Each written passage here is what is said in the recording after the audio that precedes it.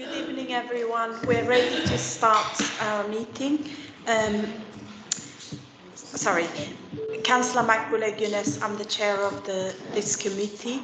I'll be taking a brief introduction from on my right from the members, then officers here present, and also co-optees and officers joining us online. I'll move to Councillor White on my right. Thank you. Thank you, Chair.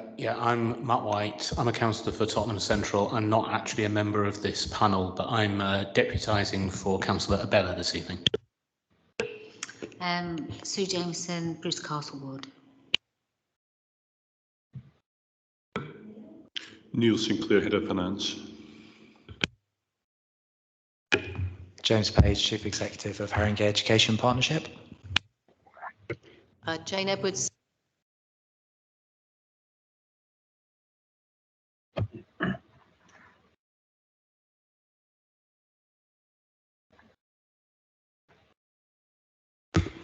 Philip Slaughter, I'm the Scrutiny Officer. Thank you, everyone. We also have our co-opted member online. Lords, would you like to briefly introduce yourself? Then I will move to David as well. I'm Lord Keeper, co-opted member representing the Diocese of Westminster.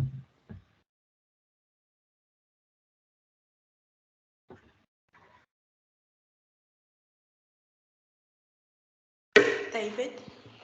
Yes, thank you, Chair. My name is David Archibald. I'm the independent chair and scrutineer of the Haringey Safeguarding Children Partnership to present the annual report this evening.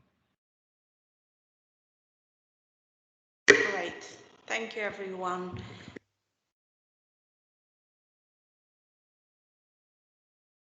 Item 1, can we note the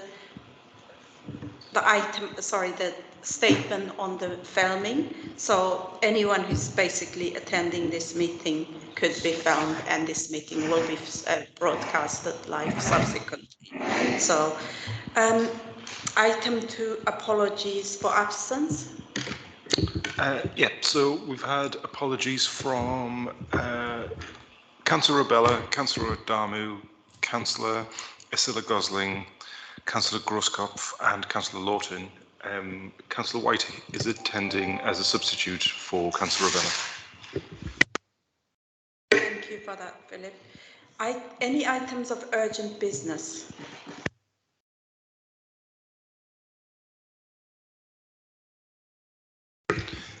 So we don't have any items of urgent business, Chair. In terms of the agenda, I just passed a note. I don't know if you want to amend the order of the agenda to take the Safeguarding Partnership presentation first, just conscious of attendees online who are here for that item. I don't know if you want to amend the order of the published agenda to that first. So that would be item.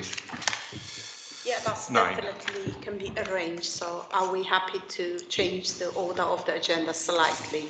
Yeah, thank you.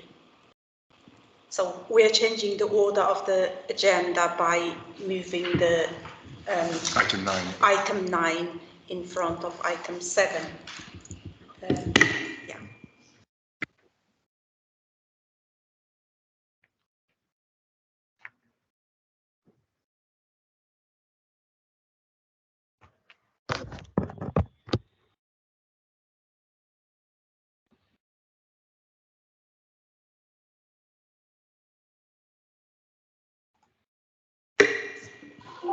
Any deputation, presentation or questions to consider? We don't have any deputations, Chair. Thank you. Now item 6, minutes of the last meeting, page 1 to 6. Are we happy to approve the minutes of the last meeting? Yeah, minutes approved. Okay. Item 7 will be deferred to a later stage, so we are moving to item 9, Haringey Safeguarding Board's Children Partnership Annual Report. David Archibald is here the chair of the Safeguarding Board. You're here to present the report to us. Following that presentation, no doubt there will be questions and that colleagues can ask. We would like to know a bit more. Yeah, please start, David. Thank you. Thank you very much, Chairman. I'm very pleased to introduce the annual reports of the HSCP for 2022-23. Is someone going to share the slides that I'm working to? I think slides were submitted some time ago. Sure. Yeah, can I just clarify whether you are referring to you're not referring to the annual report that's published in the pack? There is an additional set of slides. Is that correct? Yes, that's right. I think Cal Preston sent them through. Right, bear with me while I retrieve those. Okay. But perhaps, Chair, if I just begin to talk to them as arrangements are made to display them. First of all, a few words about what is HSCB, the Haringey Safeguarding Children's Partnership. The Children and Social Work Act of 2017 replaced the former local safeguarding children's boards with new safeguarding arrangements led by 3 statutory partners, the local authority, the council, of course, the Integrated Care Board, formerly the CCG, and the police, the Metropolitan Police. And these 3 agencies have a shared and equal accountability for ensuring that there is effective safeguarding. Right, thank you very much. Can we move on to the next slide?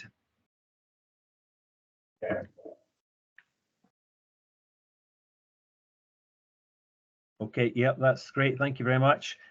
So these 3 statutory partners since 2019 have a joint and equal accountability for ensuring effective safeguarding in the borough. The arrangements are subject to independent scrutiny by an independent chair, myself, and scrutineer.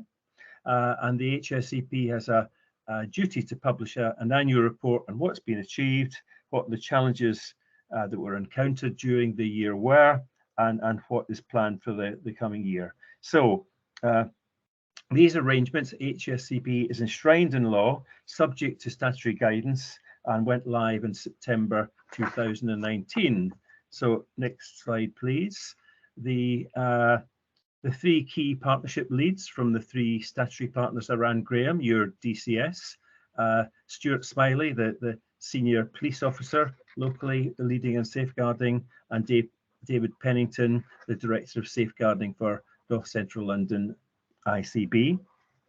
Now, these 3 senior people leading and safeguarding meet very regularly as the HSCB executive, along with myself and the business manager, and their role is to make sure it all works effectively, working, of course, with a wide range of other professionals in their respective teams, working jointly together. So the vision and objective is set out in the 2019 MASA arrangements, which are, the vision is that the partnership will provide strategic leadership, vision and influence, that at every opportunity the lived experience of children will be integral to how we work, that there are improved outcomes through strengthening partnership, workforce and community resilience, and that our relationship-based practice is strengthened, demonstrating continuous improvement. The objectives set out are that the MASA works a joint system that promotes excellent practice, holds partner agencies to account, and I can assure you as independent chair that holding to account is very effective. The agencies work very well together and do hold each other to account. To ensure there's early identification of concerns and trends, that information is shared effectively in individual cases, and that we promote community confidence in the system. The next slide sets out, and I won't go through all of this, but it sets out how how the structure works. So in the middle at the top, we have the executive group at the apex with the 3 statutory partners. Beneath that, the leadership group, which is a much broader group of key professionals across agencies, and these are all just known as relevant agencies within the guidance and legislation. Down the right-hand side of the screen, we have a number of other bodies and boards that the partnership works with. And at the bottom, we have the three current subgroups on quality and performance, practice and learning, and the joint operational group. And there's a newly established reviews subgroup. There's a lot of work done together around practice partnership learning events, an annual conference, and multi-agency practice weeks, and I'll say more about that later. There's a small business unit set out to the left, and then in the top left-hand corner, we note the partnership we do with the Haringey Safeguarding Adults Board. We meet twice yearly as a joint board, and we're making good progress on two particular areas of joint work. First of all, transitional safeguarding, and secondly, Think Family. So next slide, thank you. Funding. Working together, the national guidance says that the three statutory partners should agree the level of funding secured from each partner, which should be equitable and proportionate. There are in-kind contributions, including the secondment of staff, and in-kind contribution to trainings. Around the country, there are debates about how is best possible to move towards more equal funding. Given our position in London, there need to be London-level discussions to identify, for example, the level of police funding. And it's worth mentioning at this stage, I'll come back to this later, that on the 15th of December, the government published all the current arrangements are based on Working Together 2018. On the 15th of December last year, government published Working Together 2023, which sets out a revision to arrangements, an evolution of these arrangements, which need to be in place by December of this year. And in Haringey, our local partnership is beginning to look at Working Together 23 in depth and work out how to manage that transition. Next slide, and I won't go through this in any detail. I'm sure you will have seen much of this in other presentations to your committee. This is set out in the annual report, and it describes the number of contacts, referrals, the number of children subject to Section 47 inquiry, the number of children in need, the number of children subject to a child protection plan and looked after. Just a little example of the detail in the annual report.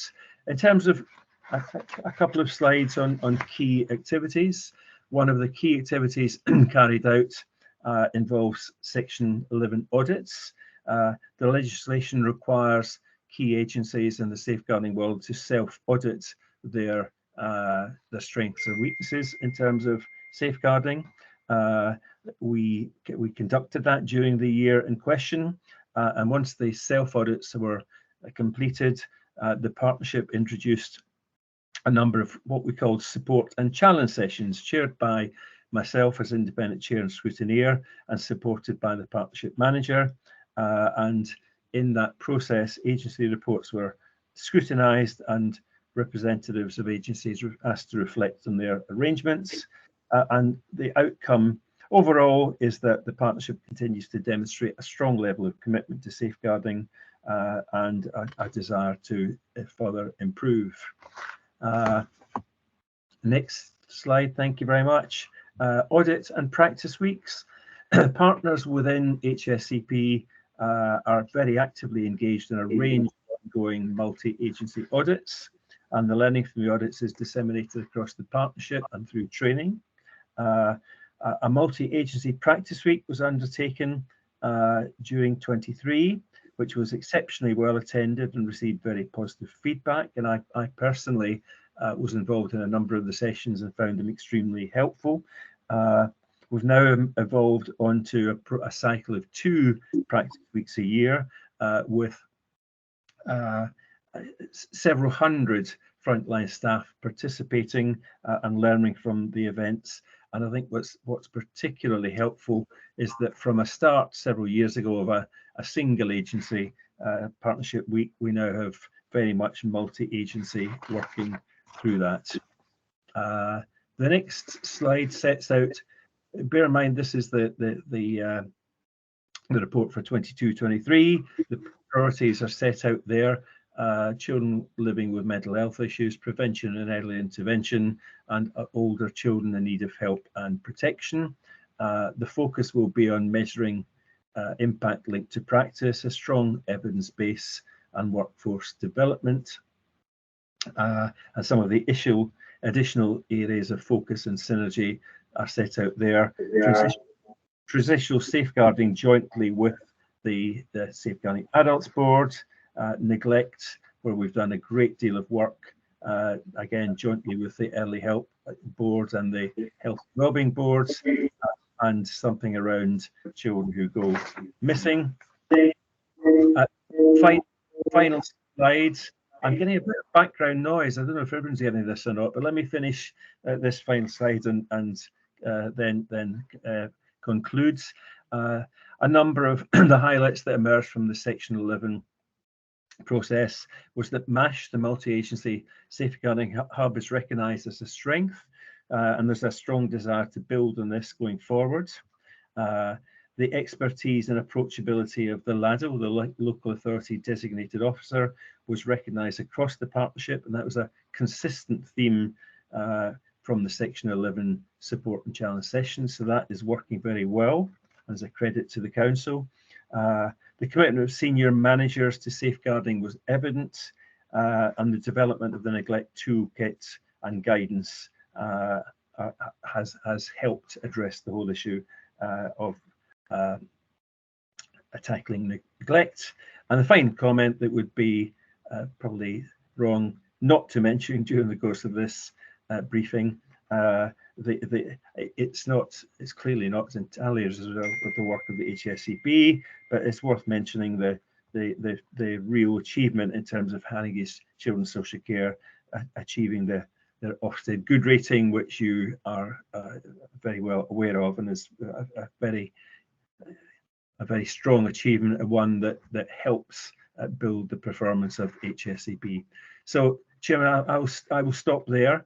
I hope that's helpful. Very happy to answer questions. Thank you. Great. Thank you very much for that presentation, David.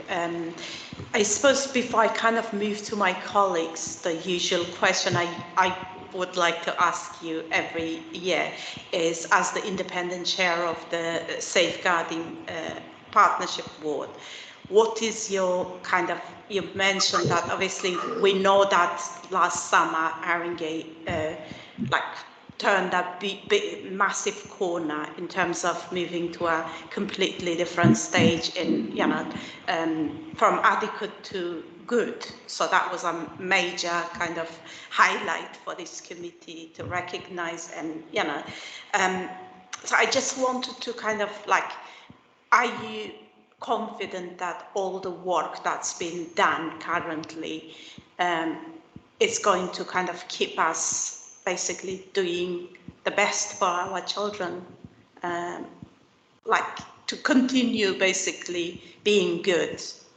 Do you think that's, is it possible to, how confident are you that everything that's in place is going to enable that? Thank you. I am confident that there is real strength in the delivery of services and the way both the Council's Children's Services and its partners work together in safeguarding. Safeguarding is a very much multi-agency exercise, and the quality of the partnership across the agencies is very strong. So the answer to you is less. It is yes, but within the context of there is always more to do. There's a need to continue to learn from reviews and audits and practice weeks and so on, and to continue to address new issues. And new trends emerge over time. So, for instance, the whole business of contextual safeguarding is a new one. We're more and more aware of risk to young people in the community outside of their family home. So risk in the community that often involves exploitation. So there are trends of that sort that we need to address. We don't hit good and then cruise at that altitude forever. There are always new challenges coming along, new learning and improvements to be made in working together. But the answer is yes, the agencies work very well together and are in a very, very good place, as I've said in the annual report. Great, thank you. Councillor Jameson. I always want to know about information sharing because it seems a pitfall in organising lots of things. And there was a slide, I can't remember which one it was, second or third slide, and at the bottom it said something and information sharing. Right, how are you making that information sharing thing work? Because it's a complicated issue for lots of departments. It is. And when you look at case file audits or reviews of cases where things have gone wrong over many years, information sharing is often raised as an area for improvements. So it's something we have continued to address in training and feedback and dissemination of best practice in a whole range of activities in Haringey. It's something every partnership around the country needs to be very, very mindful of, and something we continue to work on.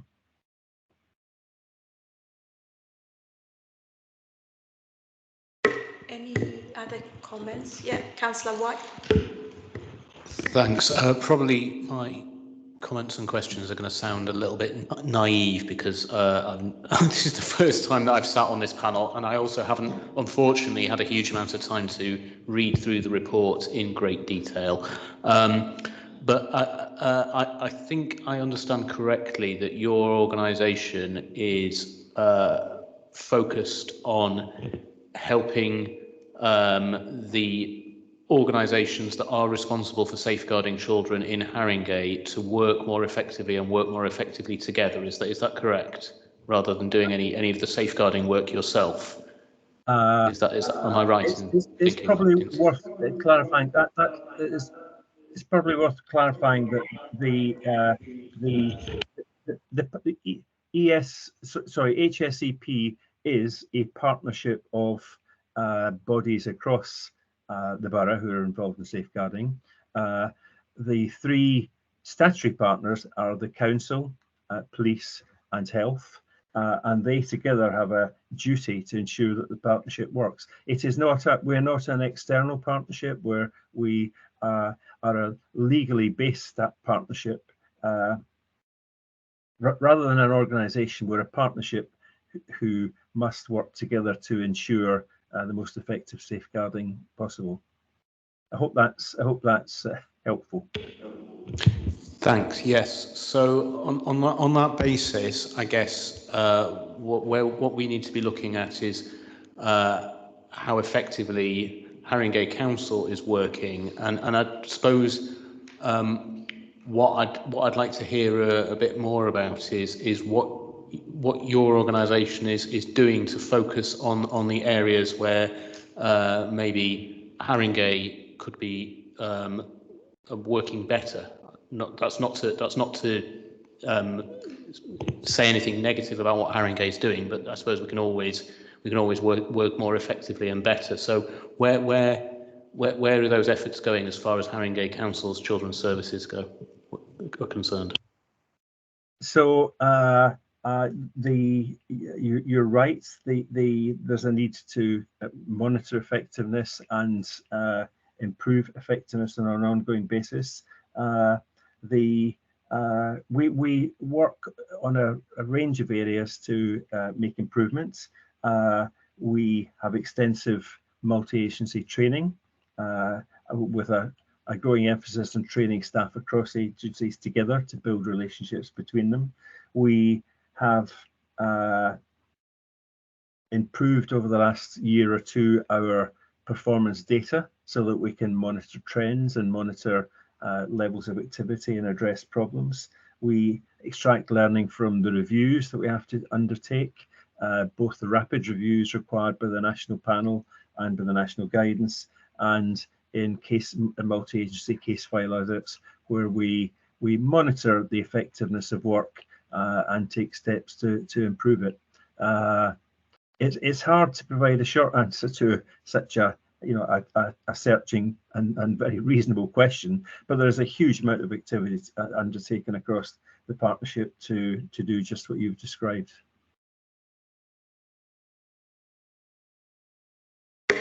Any other question of Matt? You indicate. Oh, sorry. Sue, and also, Lords. Apologies, Sue. Can I? I didn't see Lords wanting to come in as well. At this point, I'll take Lords first, then you second.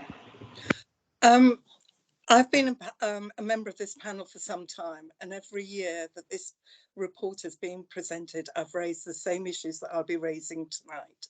I do not believe that this report is accessible.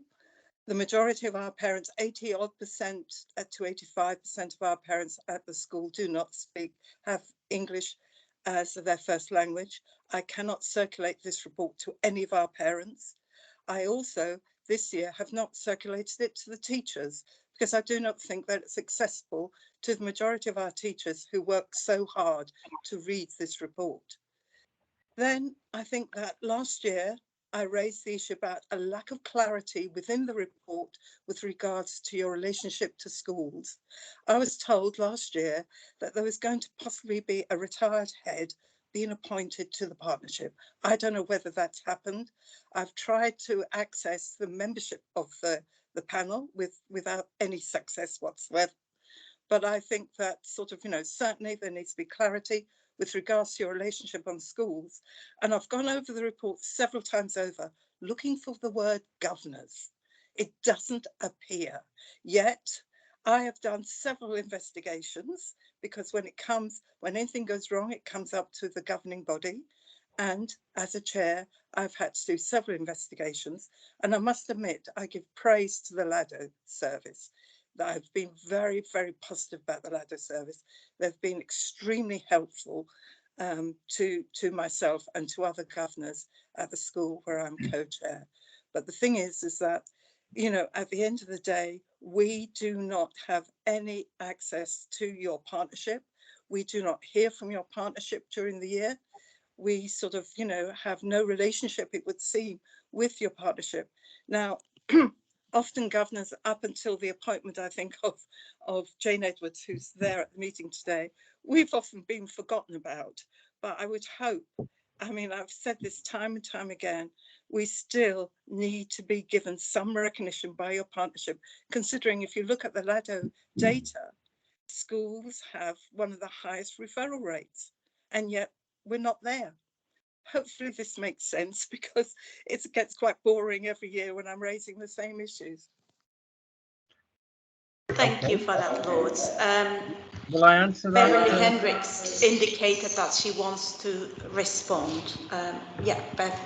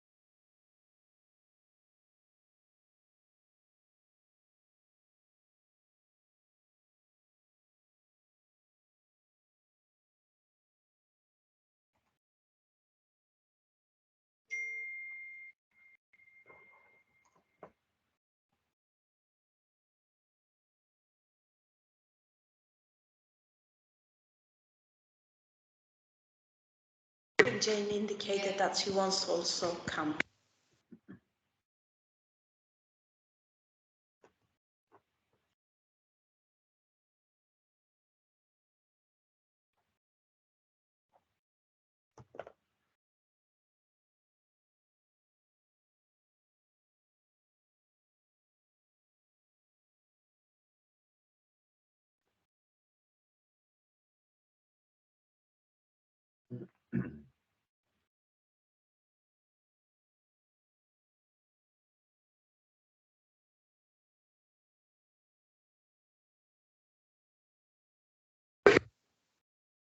Great, thank you for that. Before I move to Councillor Jameson, additionally, I just wanted to, like, from this committee, I think, Lords, what you raised is like, obviously this is a very informative, very good report, capturing the current trends, you know, what's happening in terms of contextual safeguarding, which will be relevant for school to be aware of it. And ideally, I mean, we could make a recommendation that an easily accessible version of this copy, this report is kind of like key areas of important information are put together as a report and send it to governors and schools and everyone else to kind of also benefit from the information that's there as well. So we could definitely make that recommendation here.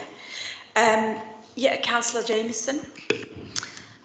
Well, firstly, when I read the report, I was really impressed because I suppose it's because I'm new, a new councillor, because what I read was that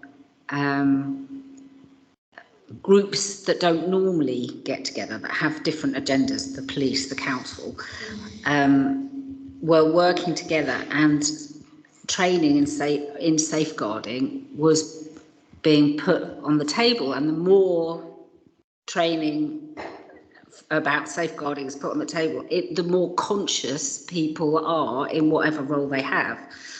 But my question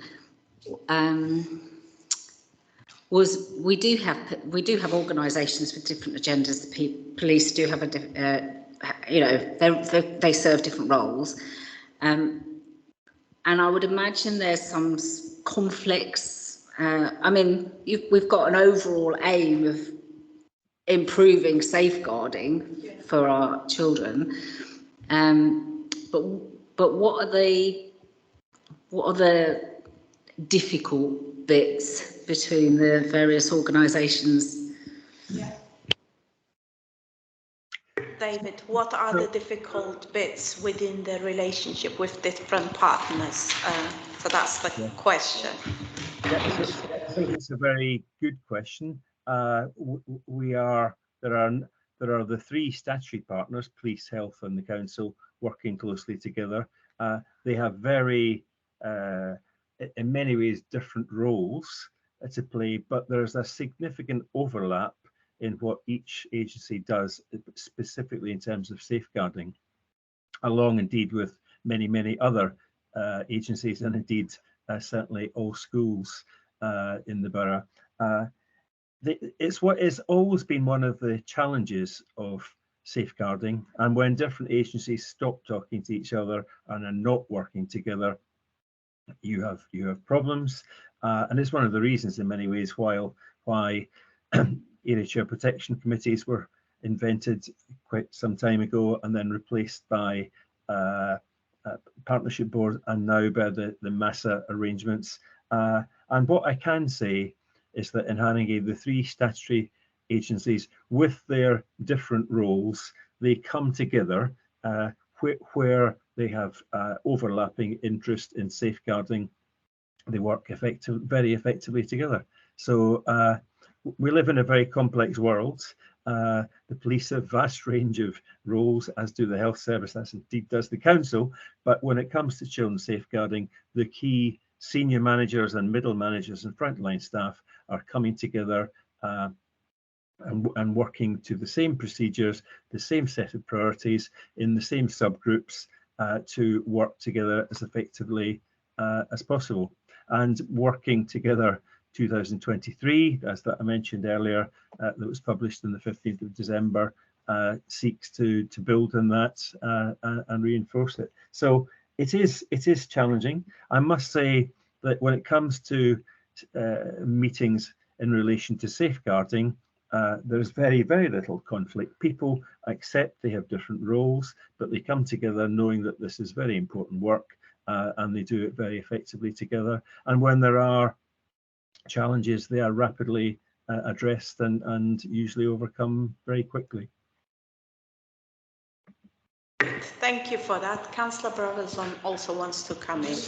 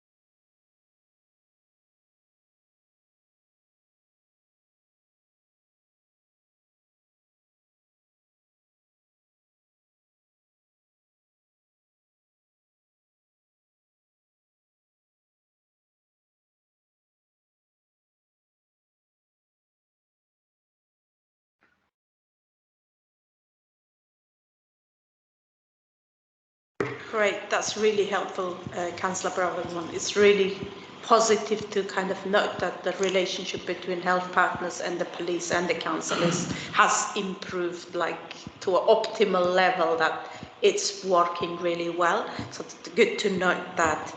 I also wanted to mention that my impression of the report is that it's really detailed and it's honest, and it's obviously it talks about the challenges, the great challenges, the new emerging challenges, as well as the sort of what is working there, what is but it's functioning. As far as like the picture I'm kind of getting by reading this report is that it's functioning well. Of course, we are talking or dealing with the children's services kind of environment.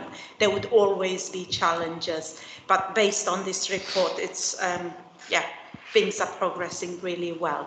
And thank you for your contribution to that, David, and also thank you for presenting this brilliant report. So if there's no further question, I would like to close this item by just asking the members, are we happy to kind of sort of note this report and contribute our comments and observation as well. But thank you very much for your time, David. Okay, thank you very much. Next item is, oh, sorry, because we've slightly changed the order. It's the item 7, scrutiny of 2024 and 25 budget discussion.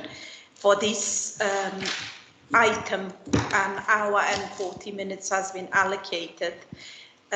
Basically, I just wanted to make sure that I'm aware that obviously we have a packed agenda. Can I just ask the officers and everyone else to make the presentation and also responses and comments succinct so that everybody has a chance to kind of ask question and so on. With that note, we are ready to receive the presentation from, I believe it's you, Neil. Yeah, brilliant. So you could take us through the report. Okay, thank you, Councillor Guinness. I think in terms of opening remarks, I think we're all aware that we're probably facing the most difficult budget round as a council, and not just locally but nationally. Councils are struggling to find the ways to deliver balanced budgets, and I think the report sets out across pages 724 the key sort of information around the financial position the council faces. Appendix 1 contains the budget report, which was presented to Cabinet on the 5th of December. I think the point to note is that it's an evolving position. I think as paragraph 5.3 in page 8 sets out, is that we had a financial gap at that point in time of around about 16.3 million in terms of challenge, in terms of how we feel that, in terms of recognising the challenges, the growth that services need to deliver a viable budget, but also at the same time identifying savings. So the challenge is huge. I think children's social care, children's young people services have got a part to play in that, in terms of both recognising. Sorry, Neil, can I just stop you for a minute? Apologies. Philip wants to say something. The sound windows bit, I don't know if your speakers are on, your mic's on the laptop by any chance. Sorry, I can't hear you. Is your speaker or mic on your laptop? Like there's a bit of feedback from So it's off. Yeah. Sometimes the ball is closer to the mic.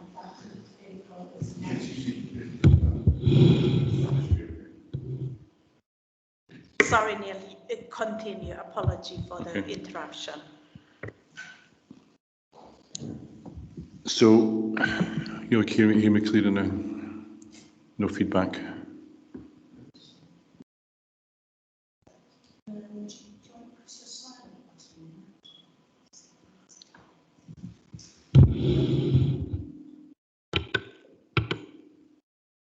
Just double checking. Maybe the microphone's not working, I don't know.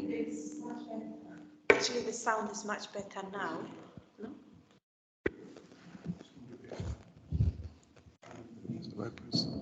That's off.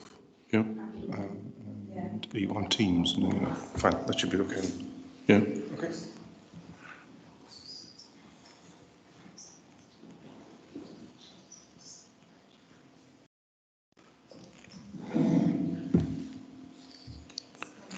Okay. As I was saying, the huge challenge for the council is to deliver a balanced budget. At the time the cabinet paper was written, back in the 5th of December, there was a financial gap at that point in time. We're still working through that, and there's been several meetings since then to consider new options in terms of reaching a balanced budget. What this paper does is sets up a position in point in time in terms of the challenges sitting within adults, within children's social care.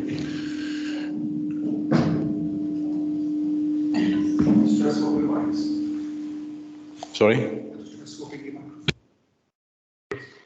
Apology, we are trying to sort out the sound system.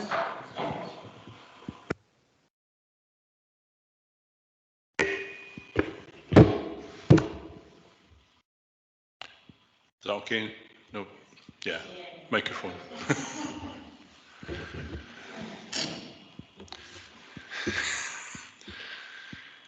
Okay. So we've got a challenging financial position. I won't go back and repeat all I said before, unless everybody's not heard what I've heard first time round. So we've got a challenging financial position, as all councils have.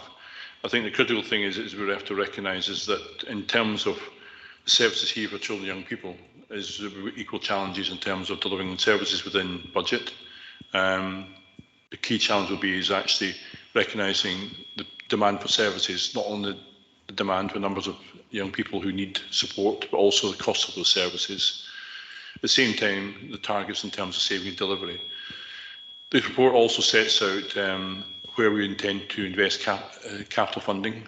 I think what's been clear is that capital funding has been a key component of the Council's challenges, and we've had to review the capital programme, but recognise the importance in maintaining funding to invest in the Council's school estate, to ensure that we actually have adequate funding to make sure we recognise some of the challenges around RAC and other just maintenance challenges. So, but also at the same time recognising that some of the good work identifying opportunities to try and insource services into the borough as well. So the report recognises those challenges.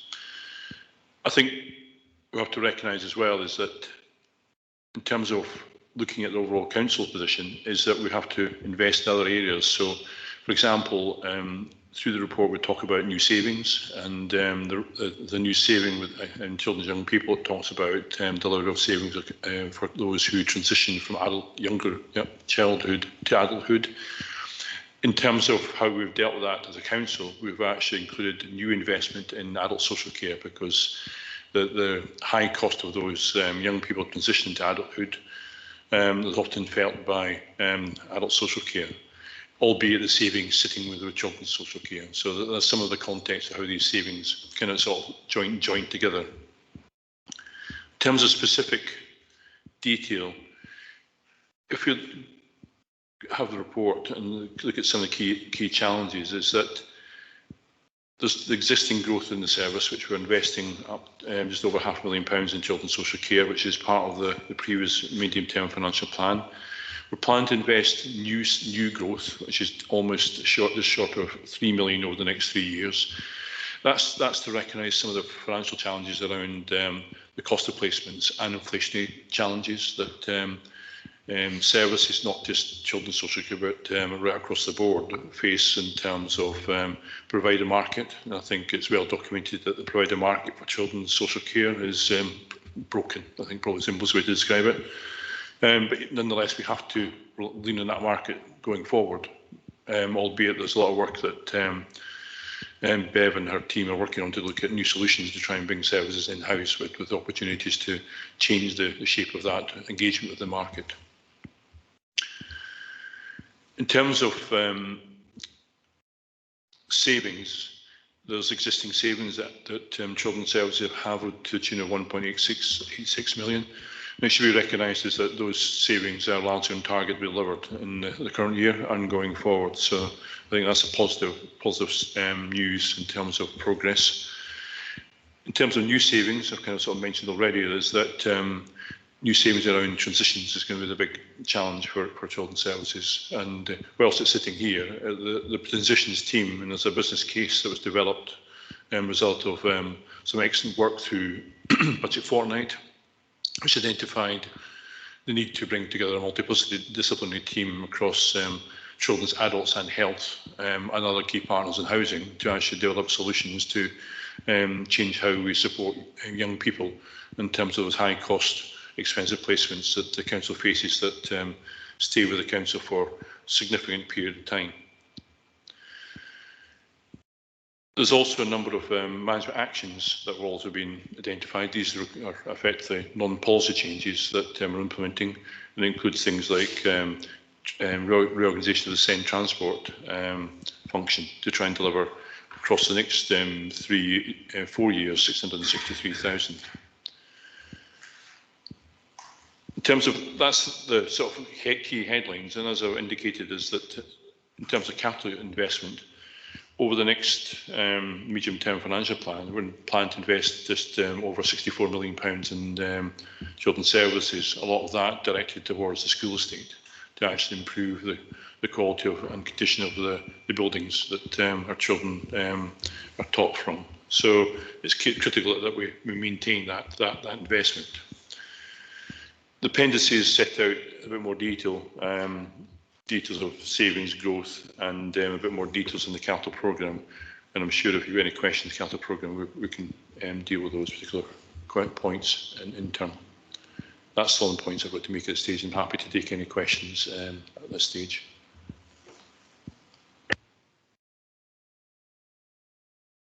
Great, thank you very much for that, Neil. That's we will definitely have lots of questions for you, and we'll move to.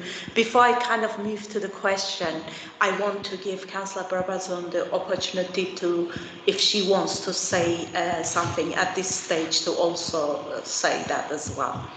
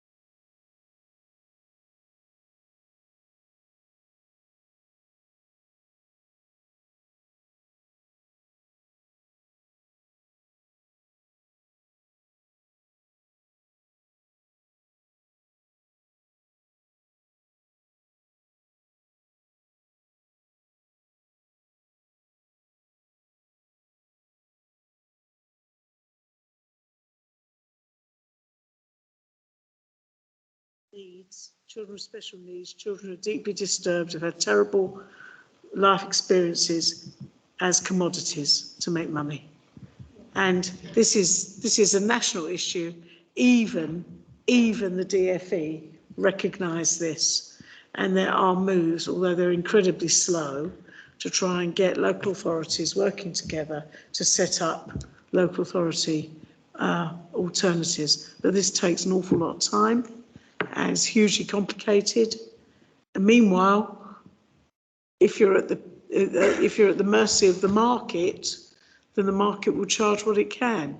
So commissioning and all of that is really important, which is a really important aspect in children's that we need to hold on to. Finally, lots of the children's budget isn't in the general fund. It's in the department, the dedicated schools budget. And that comes straight from government, is ring fenced. And we're looking at, we work on that through the schools forum, because it is really managed through schools. So, though, you know, those are the big issues for us. But in terms of the council's budget, children's has really played its part and met its savings targets. Right, thank you for that, Councillor Brotherson. I'm now moving to question. Councillor White, you indicated that you've got a question. Yeah, I do. Thanks, Chair, and I will do my very best to keep it as brief as I possibly can. But just to say, to start with, I mean, it's really good to see, first of all, that there isn't a significant overspend in children's, and also that the savings that were agreed last year have been achieved, which is really excellent news. I suppose my big concern, and I've got a number of questions, but I'll start with a question about the kind of the overall picture and how children's services fits into the overall picture of the budget, because looking at the overall picture as been presented, we've made about 40% across the whole council of the savings that we need to make in total. We've still got 16 million, we've made 11 million of savings. And obviously children's, along with adults, is one of the largest spending areas of the council. This meeting here tonight is this panel's only opportunity to look at the budget for children's services. So obviously there is more work that's ongoing. What's concerning to me is that work's been going on for quite a long time, and those savings that still need to be made haven't yet been identified. So I think this panel, first of all, needs to have confidence that any further savings that need to be made within children's services in order to contribute to meeting that budget gap are going to be made. I mean, overall, we need to be confident that the budget gap will be met. But I guess also what this panel needs to be confident in is that any further savings that are made within the children's services area aren't going to negatively affect the great work that children's services is doing. And this is particularly important in a borough like Haringey that has had, you know, negative stories in the press over the years, and unfortunately that's led to Haringey having a reputation that might not fully be deserved, but we can't avoid that. So I think the panel, in order to be doing its job properly, we do need at this point to have confidence that we're not going to be seeing further savings that are going to negatively affect the great work that you're doing. So I don't know who would like to answer that.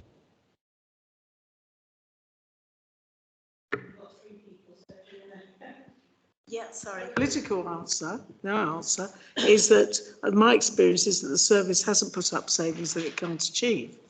And I think that's the point of your question. We've had, you and I have sat in many budget meetings over the years where people say, oh, we can't achieve the savings, and in the end they get written off, and that just adds to the overspends. So we don't want to do that. So we've tried to be realistic. But the reality is, if we want to maintain the service, we have to have a certain level of funding. As I've pointed out, we know where the hotspots are. You know, the key one is the residential placements. And we don't control. You only have to have two young, I mean, I hope it doesn't happen, but if we just had 2 young people put into secure accommodation in the course of the year, that would cost us a fortune, and the director would say, I have to do it. She would not demur. I think that's fair, isn't it, Bev? Because we have a statutory responsibility. So I get your point, and so on. But I think the service is having to come up with some more savings, which they're currently still working on. I don't know, I'll hand over to Bev and Jane and Neil, who might be able to be a bit more detailed on that.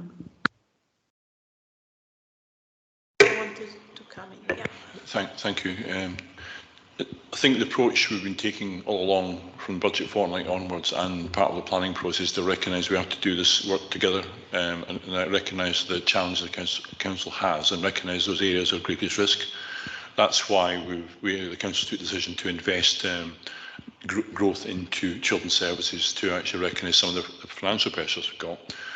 That doesn't mean to say is we have to not seek efficiencies in the services as well. So the approach has been from the summer onwards to work very hard across all the directors to identify new savings across the board to try and make sure we balance the budget, and with the hope, and there was a hope before Christmas, that perhaps the financial settlement or the budget, the government announcement in terms of funding would be better than we had forecast. Unfortunately, that's not been the case. So we are looking very hard at all options now, and there's further meetings next week to consider other options to head towards finalising a budget. Progress has been made, the gap has been narrowed, and it's not as great as it was when we reported back in the Cabinet back in December. So we're inching towards, is probably the best way to describe it, a balanced budget. It's proving very difficult, and more difficult than we would normally expect to be, and normally more difficult than because we normally would come here to overview and scrutiny with a balanced budget. But we're not normal times. I think we're in a very unusual circumstances. So I appreciate the challenges you're highlighting.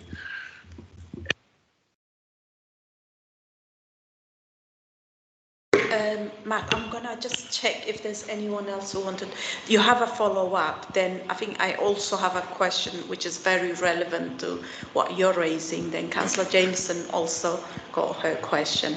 Okay, we'll take your follow-up.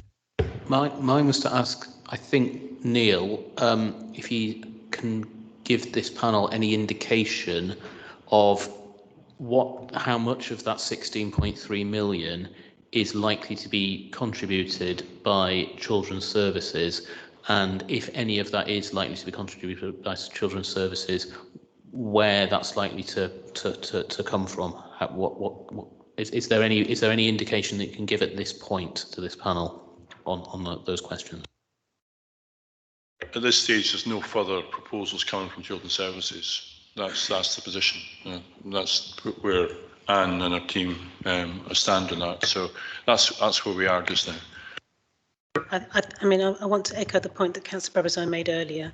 That a lot of very detailed and careful consideration goes into getting the balance right.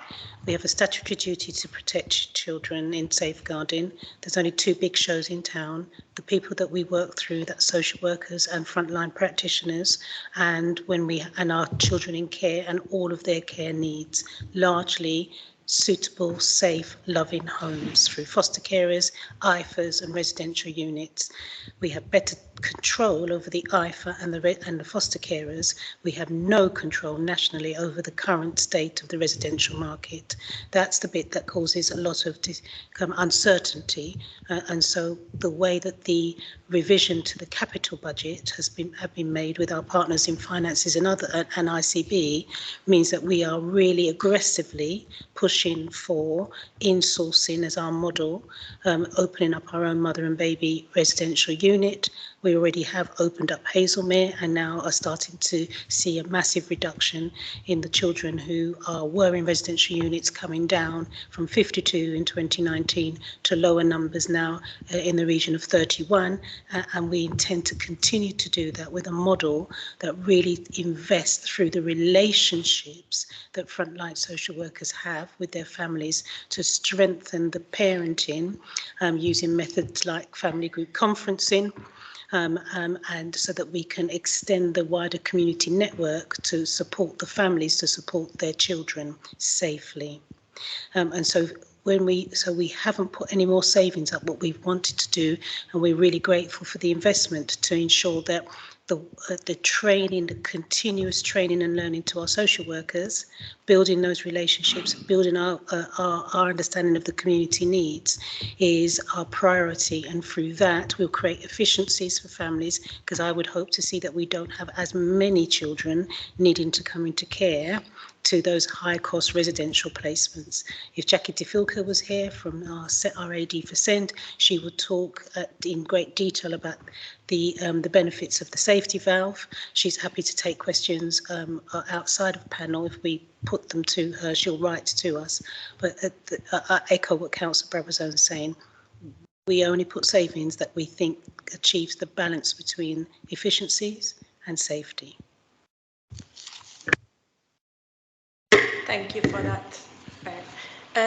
My question was precisely on that as well, or it's very much linked in terms of, like, obviously the paragraph, page 9 of the report 5.5, indicating that there will be significant additional proposals included in the February budget report. So I wanted to basically get a clarity from the officers and a political answer as well, that does that mean that there will be further proposal than what we are kind of scrutinizing here? And if that was to be the case, what would be the impact of that on the service that we're delivering, the quality of service as well? So where would it kind of come if there was to be more savings? Well, there aren't very many places in children's because we have statutory responsibilities. We can't cut, if we cut social workers, the caseloads go up. If the caseloads go up, it's not safe. And then what would we've had a highly positive Ofsted inspection, which has praised the way we've done it. And we obviously can't do anything which would undermine the safety. So most of the work in children's is about the people and the resources. I mean, that's all it is. You know, there isn't really very much else. So we have youth centres. They're not statutory, but do we really think youth centres should close? Early years isn't statutory, but the government give us lots and lots of money through the early years block to deliver early years, and clearly that's going to be a priority. We already know that. We know it's a priority because the government is investing shed loads more money, and it will be an issue in the general election. Quite evidently, that's already clearly in that arena. So, special needs, we're already in safety valve. That is a £50 million savings programme. That is exactly what it is. But in doing it, we're reshaping the services so that we're not saying, for example, sending children out of borough, they will stay in borough. We're trying to look at the school estate to reconfigure that in order to have bases for children with special needs on the site of our mainstream schools. And those programmes are moving forward. Mother and baby that Bev has mentioned, we've had that on the list for 3 years, been on this for 3 years to find the property. If we have that property, what will happen is that we will reduce the costs. Huge costs are involved when families are in court, and the mother and the father possibly and the baby go to a residential setting to learn about parenting. If we do that in borough, we will save a lot of money. So we really need, and we're just looking for these properties. In the same way, if we could, you know, the partners have residential homes for children with high need. There's already government money for a home for like secure accommodation. I think it's about 50 million from the government to set this up in London for young people who would otherwise be sent out to somewhere like Feltham. But setting it up just is the pace of a snail. It takes a really long time. They have to find the property, they have to set it all up, do the training, and in the interim, all local authorities are doing what we're doing, which is worrying about how much they're going to spend on these placements. And it comes back in children's, in answer to your question, Mabule, your room for manoeuvre isn't very great. And it isn't that the service hasn't tried and isn't looking, but there are big issues, there are big debates going on about if there is any more to find, where. And that would be my political response. Thank you for that. Councillor Jameson, you had your question. Right, so we're essentially on a financial knife edge, and it could tip basically if we have a family with high needs move in and we have to provide them and pay for them. So that's where we're at, really. But what my original question was about the RAC, because I thought that the government were going to pay for RAC, but have they just put that out and not done anything? They're not paying. So I've become a RAC expert, unfortunately. I thought you said Iraq. No, Iraq expert.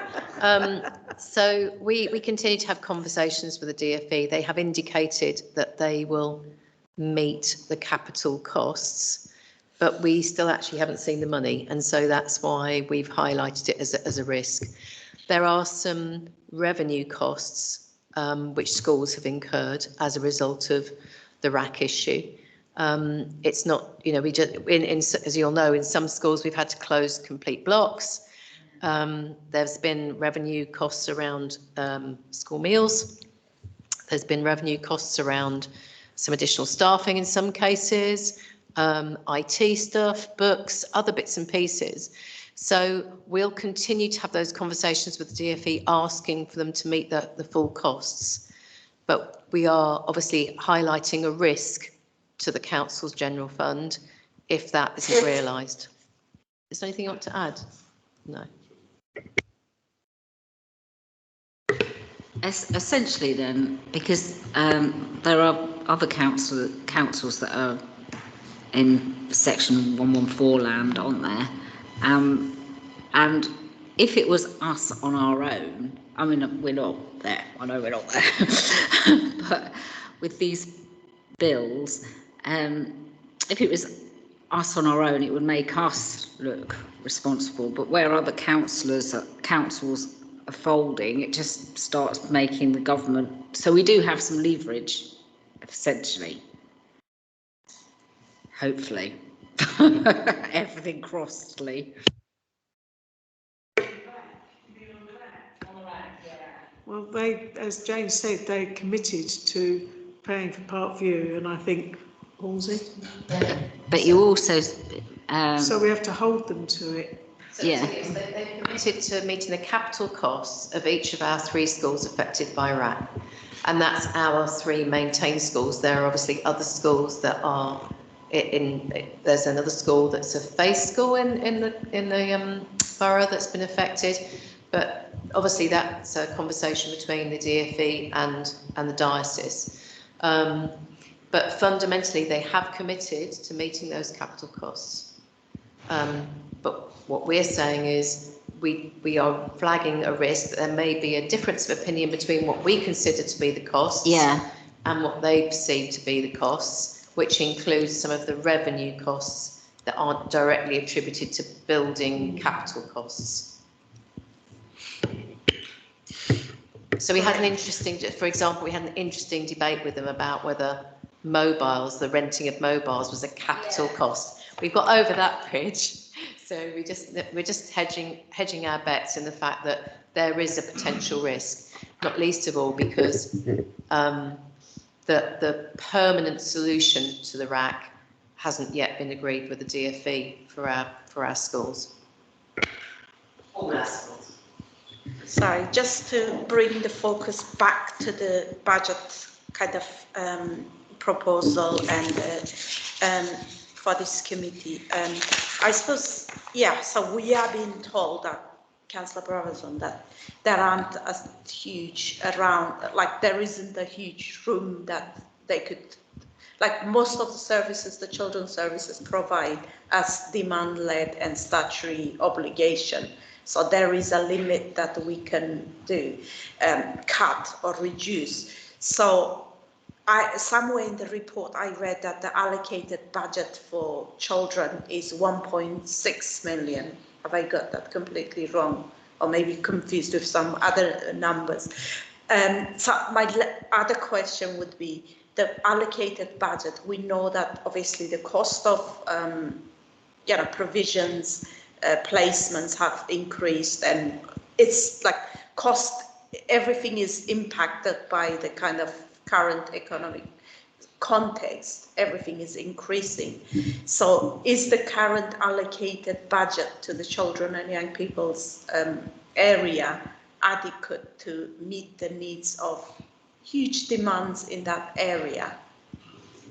Budget is what it is. I think that's the only answer I can give you, because there isn't any more money. Children's has had growth, which enabled it to wipe out big overspend. So that was really fantastic. And that came in I think 22, 23 and 23, 24. So that, you know, the historic overspends have been eradicated, which has enabled the centre, the service, to focus on the provision and not worry about the money all the time. But, you know, not every service is statutory in children's. The question is, do you want it or don't you? Do we want it or don't we? That's in what statutory safeguarding, child protection, that youth at risk and youth justice, those are big statutory things. There are other things which we do because we know that's the right thing to do, like have a youth centre. Yeah. So that's the political choices. Yeah. Are there any risk to non-statutory services? Sorry? Are there any risk of further cuts to? Well, if that's going to depend. Savings to other areas. I hope not. I hope not. I'm not sure if we could just rely on a hope. So, we need a bit more concrete kind of. There's anything else I can usefully add? Because the budget the gap is the gap. Hopefully the gap is going to come down. How it's working out is in a process of negotiation with the officers, with the cabinet, with service, bringing forward proposals, and those are ongoing. And yeah, because obviously, next week. You've mentioned the youth service, youth zones or youth provisions. We know that recently council invested a huge amount of resources to bring back, to how open the youth services back in the community, and it will be such a shame to kind of lose them and or having to, because they're simply not statutory services. But anyways, Councillor White, you had a question.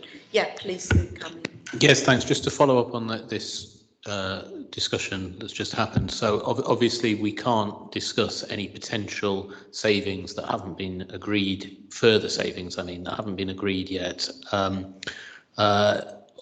This panel unfortunately won't have an opportunity to discuss those, but they will be discussed at the overall committee, so at least the chair will have an opportunity to look at them, if not the members. But I suppose my question is, any potential further savings that are proposed within children's services or more widely? Obviously, we've gone out for consultation on the savings that have so far been proposed. Is there an intention to go out for any further consultation on any further savings, or is there just not going to be time to do that? I haven't heard that would happen. I mean, I'm not sure that I'm the right person to answer. I think that might be something which would be discussed in the cabinet. Certainly, the consultation's out now, and I can't see what would happen to go. I'm floundering because Neil's going to answer. Neil indicated that he might have an answer to that. I'm not aware of any further consultation, and in fact I think the consultation that had gone out will be considered next week, I think, as part of the meeting. So the outcome of the consultation, so no doubt that might be quite revealing in terms of how those questions around the challenges the council faced will have been responded to in terms of the Haringey community. I'll answer your question a different way. I think the problems, the issues that we're facing here are being replicated across all local authorities.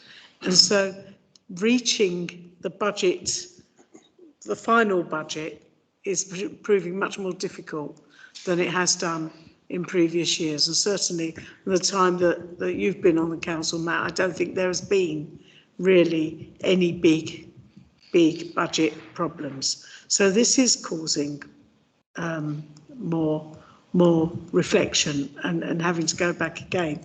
So I can't say there could be another consultations run out of time, basically.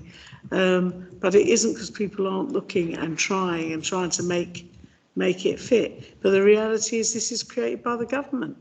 This has absolutely been created by the government. So it's difficult. Great. Any other last point or questions? Councillor White. Well, yeah, I have 2 or 3 more questions actually, because the questions I've asked so far have been on the overall picture. Yeah, please. But I had a question, well, a couple of questions on the specific proposed saving of the new transition service. So it wasn't entirely clear to me how this saving works to start with, and how it generates a saving. So I'm assuming that it's a reduction in spend that we're making at the moment. But if you could go into a little bit more detail about how those savings are going to be generated from this, because this is the only single saving that's been proposed in the children's area. So it'd be good to hear a little bit more about how that's going to work. And the other point I wanted to make about that is there's actually 4.5 million worth of savings to the revenue budget over the period of the MTFS, but only 673,000 of that is coming in the first year, which is 15% of the total. So I suppose, given that we are looking for further savings to close the gap, maybe part of your answer could be whether there is any opportunity to bring any of these savings to kind of speed up the process of achieving the total £15 million a little bit, to bring some of those savings forward into the next financial year and help to close the gap for the coming year. Thanks. Sorry, is it? Yeah. Should we take the question on transition first, then we'll bring Neil to respond to the rest. Okay. We to echo some of what Councillor Brabazon said earlier in terms of the principles of transition, children's social care with children with complex and intersectional disabilities and needs are the most vulnerable, and in a broken market are the ones that will attract highest fees because they can't be cared for within our borough at the present time. We simply don't have the infrastructure. The timetable that we set out is to enable a programme of work to develop the infrastructure in the borough. And we know that right now, if I was to look at my data about children who are exposed to adverse childhood experiences, if they are in particular wards and family circumstances, that we can make some demand projections as to what that might look like in 5 years and in 6 years' time, and what age they will be. So I'll illustrate further. 63% of our school-age children don't access schools in Haringey. If we are to start to bring back our looked after children who are in middle childhood and aim to bring them back in 2 years, 3 years, 4 years, you can see why we've timetabled the budgets in the way you've seen in the report. Whilst that's happening, a greater programme of work is happening with schools. Jane and Jackie are leading a programme to reform our schools so that the good and outstanding 99.9% of our schools can really start benefiting children in care who are demanding the most of our spend and will continue to demand most of our spends at the cliff edge of 18, 21 and 25 to adult services, because they are the likely ones who will meet threshold for safeguarding services. Where they are spread across the country now, we lose grip on coordinating what their real needs are and how they're accessing them, and that's what the transition work attempts to do. So accelerating that would be helpful to the overall budget, but not one that I could commend to committee, because the detail of the work that is required is dependent on the infrastructure work that is aligned with the safety valve, the work that Jane is doing, HEP continuing their work. We're preparing our schools to receive children with complex needs, etc., etc. So there's a whole programme and a whole industry that needs to work together to get us there in a way that we can say those targets will be achieved, because behind the scenes in the engine room, we've got a clear plan and a detailed plan. So I hope that helps to set some of the magnitude of the work that needs to be done. Now, where it is right for the borough, because whether the money comes from children's or adults, it's council taxpayers' money, it's the council's budget. If we don't get transitions right, then adult services, however much we're investing in adult services to prepare for their CQC judgment, etc., they will continue to have to hold the burden of those costs, because we won't have any placements but the placement our young people are in out of borough, and they can charge what they like, you know. So I am encouraging the committee to accept the officer's rationale for setting out the savings targets to be achieved in the way they are to be achieved in this report, because of that, what has to go on and being behind the scenes, if you like. I hope that answers your question. Just to add to that, effectively money's going in to make this happen, because we have got to make it happen. In the long term, if you don't, what's happened in the past is that young people, children that become young people, have an education healthcare plan, which is the same plan they've had forever. And once have the plan, it just goes on and on and on. And it's too late to change it when you start looking at it as 16 and say, oh, that doesn't seem right. Massive, you know, you can have huge conflict with the families. Moving transition to adult services for children with special needs is a very big deal, because it isn't just the educational element which changes. There's the whole issue about benefits, capacity, who's responsible, whether a parent has to have power of attorney or not, all these sorts of other things which surround that. So we need to start early, because the plans have to change because people grow up. And they may not need an education healthcare plan anymore. They need something else, need to go to college or whatever. And that's why these services have to come together, children's and adults. And we know that. It's just a false demarcation. And making that transition has not happened effectively, structurally, as Bev said, in this borough. It's been sort of one person at a time. And that just doesn't cut it. You've got to have a plan. And that's why both Lucia and I, you know, have been raising this and working. And I was really pleased that this has been put into the budget. I think, you know, the fact that the officers have discussed it and come through with the plan, I think is to be commended. And we do have to spend the money to make it happen. So it's a sort of growth within the savings, if you see what I mean. It's not really saving any money now, it's spending some money in order to save some money. And in the bigger picture, children's is just reconfiguring everything, because SEN, SEND, like social care, is a massive spender, and areas of huge conflict, can be conflict, and we have to manage those relationships with the families effectively. If I was, is it okay? If I was to give another illustration, the council is ambitious around its response to the current housing crisis. And, you know, is it a build of 1,000 or 3,000 houses?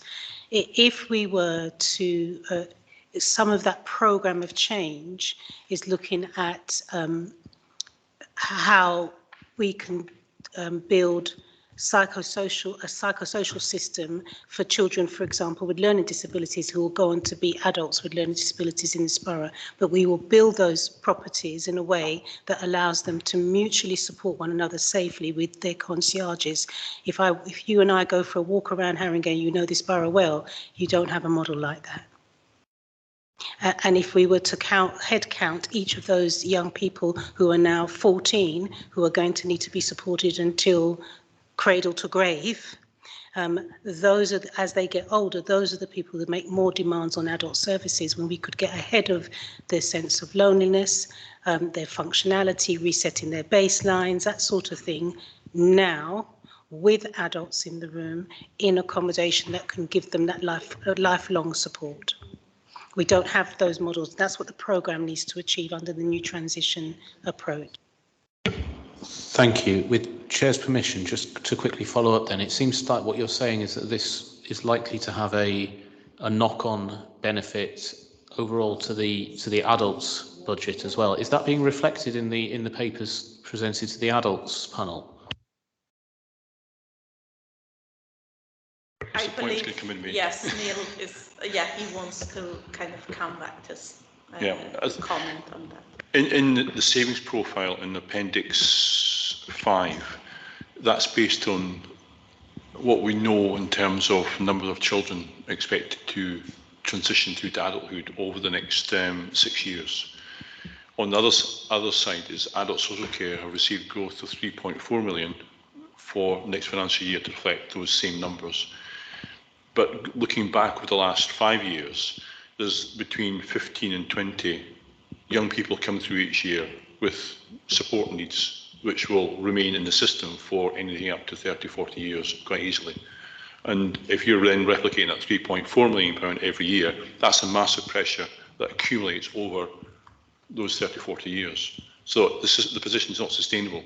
We cannot keep going that way. So the transitions approach outlined by Bev and Councillor Brabazon starts to deal with those challenges, because we cannot keep paying for funding to that level.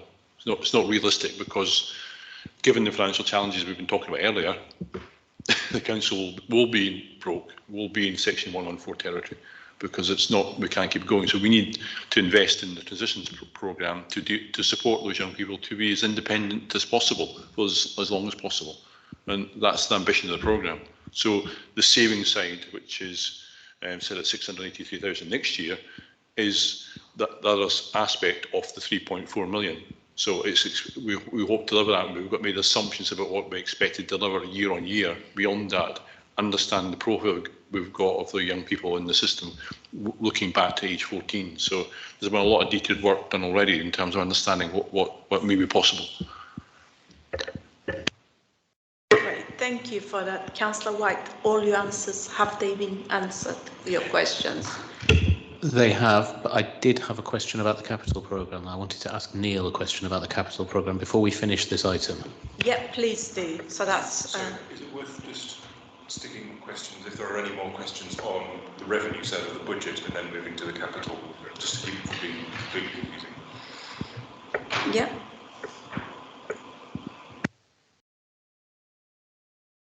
Ask your last question, and if not, then we could, like, if we can't get an answer today, we will ask for, yeah.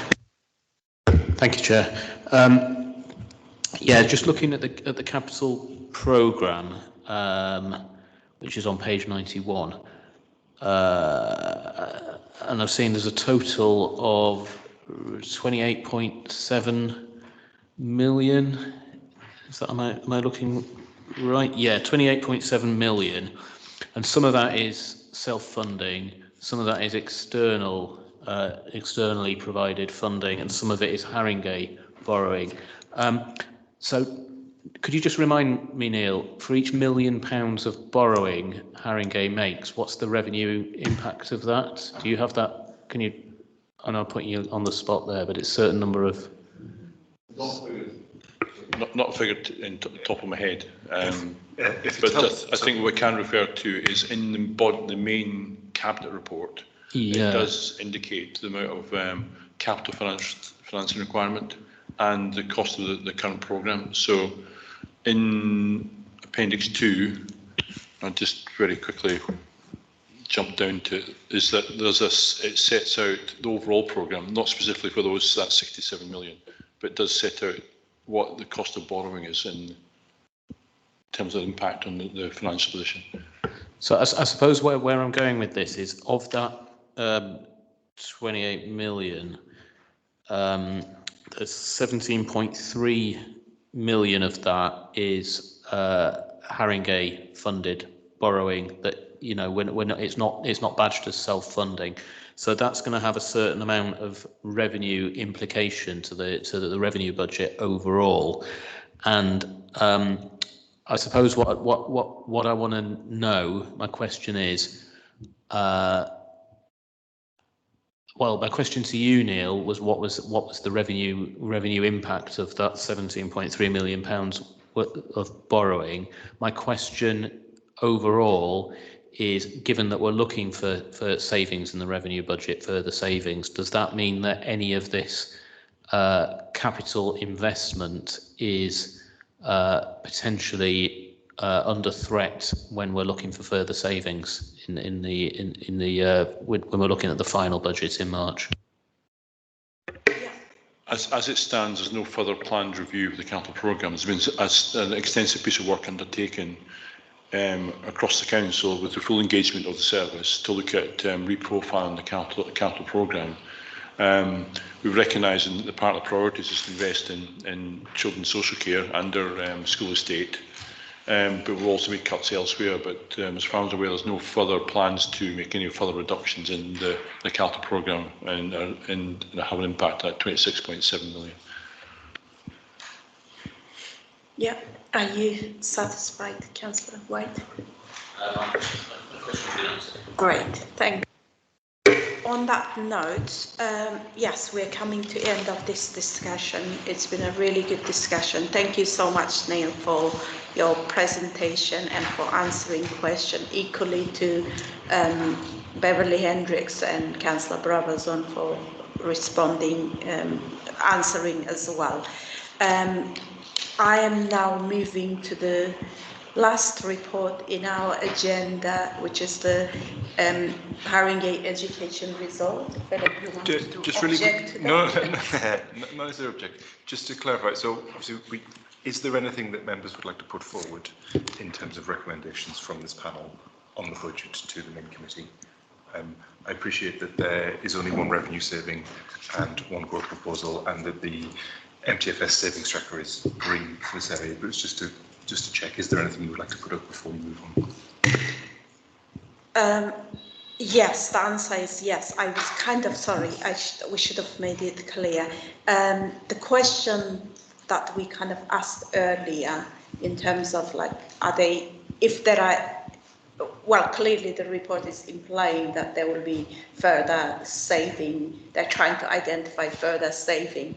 We just wanted to have like some assurances that all the key services within the children's services are basically don't touch children and young people's budget any further than, you know, because that we believe that will impact on the work, the great work that's been happening. I think Councillor White, you had a good question, you had one of the questions.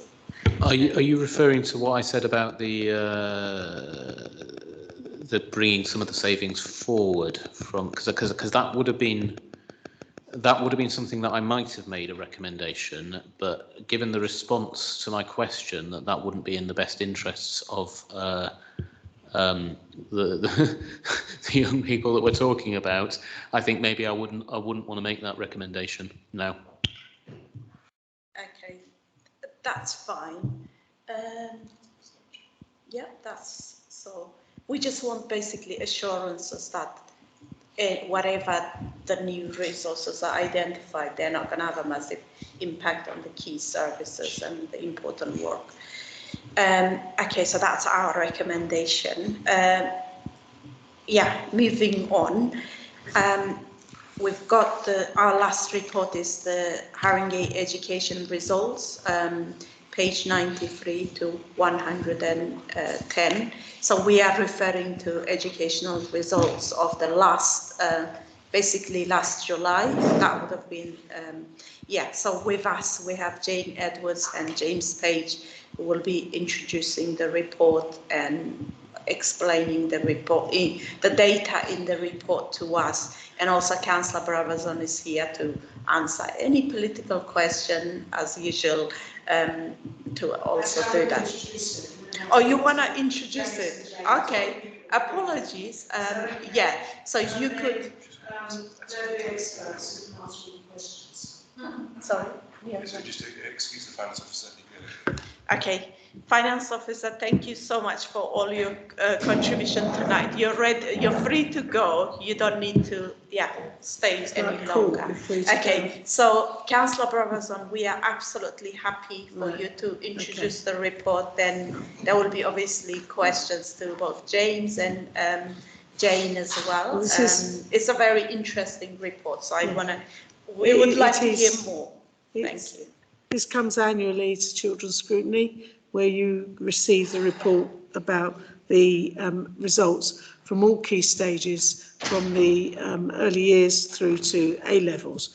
And the work here this reflects the work done by Haringey Education Partnership in all the work they do going into the schools, continuing professional development, preparing schools for inspection and so on. And the work done also through schools and learning, working with governors and on curriculum and all the other things that happen in schools to make schools happy places where children learn and thrive. So I think we can like to thank both James and his team, Jane and her team, for fantastic results that we see here in this report. These reports, nearly every element, nearly every single aspect of this, Haringey has achieved better than national average. I think that's the national, and often better than London, whether we're talking from early years and good levels of development, whether we're talking about key stage 1 and 2, key stage 3, 4 and is it 5 as well? A levels is 5, isn't it? Key stage 5, and it's astonishing, the results. That doesn't mean that everything is hunky-dory, because within the results there are differences and disparities, and I would hope that these will be discussed when Jane and James give their presentation. But overall, this is an incredibly positive report. My own aspiration is that in the coming, we're halfway through this we're a third of the way through this academic year, but my own aspiration is through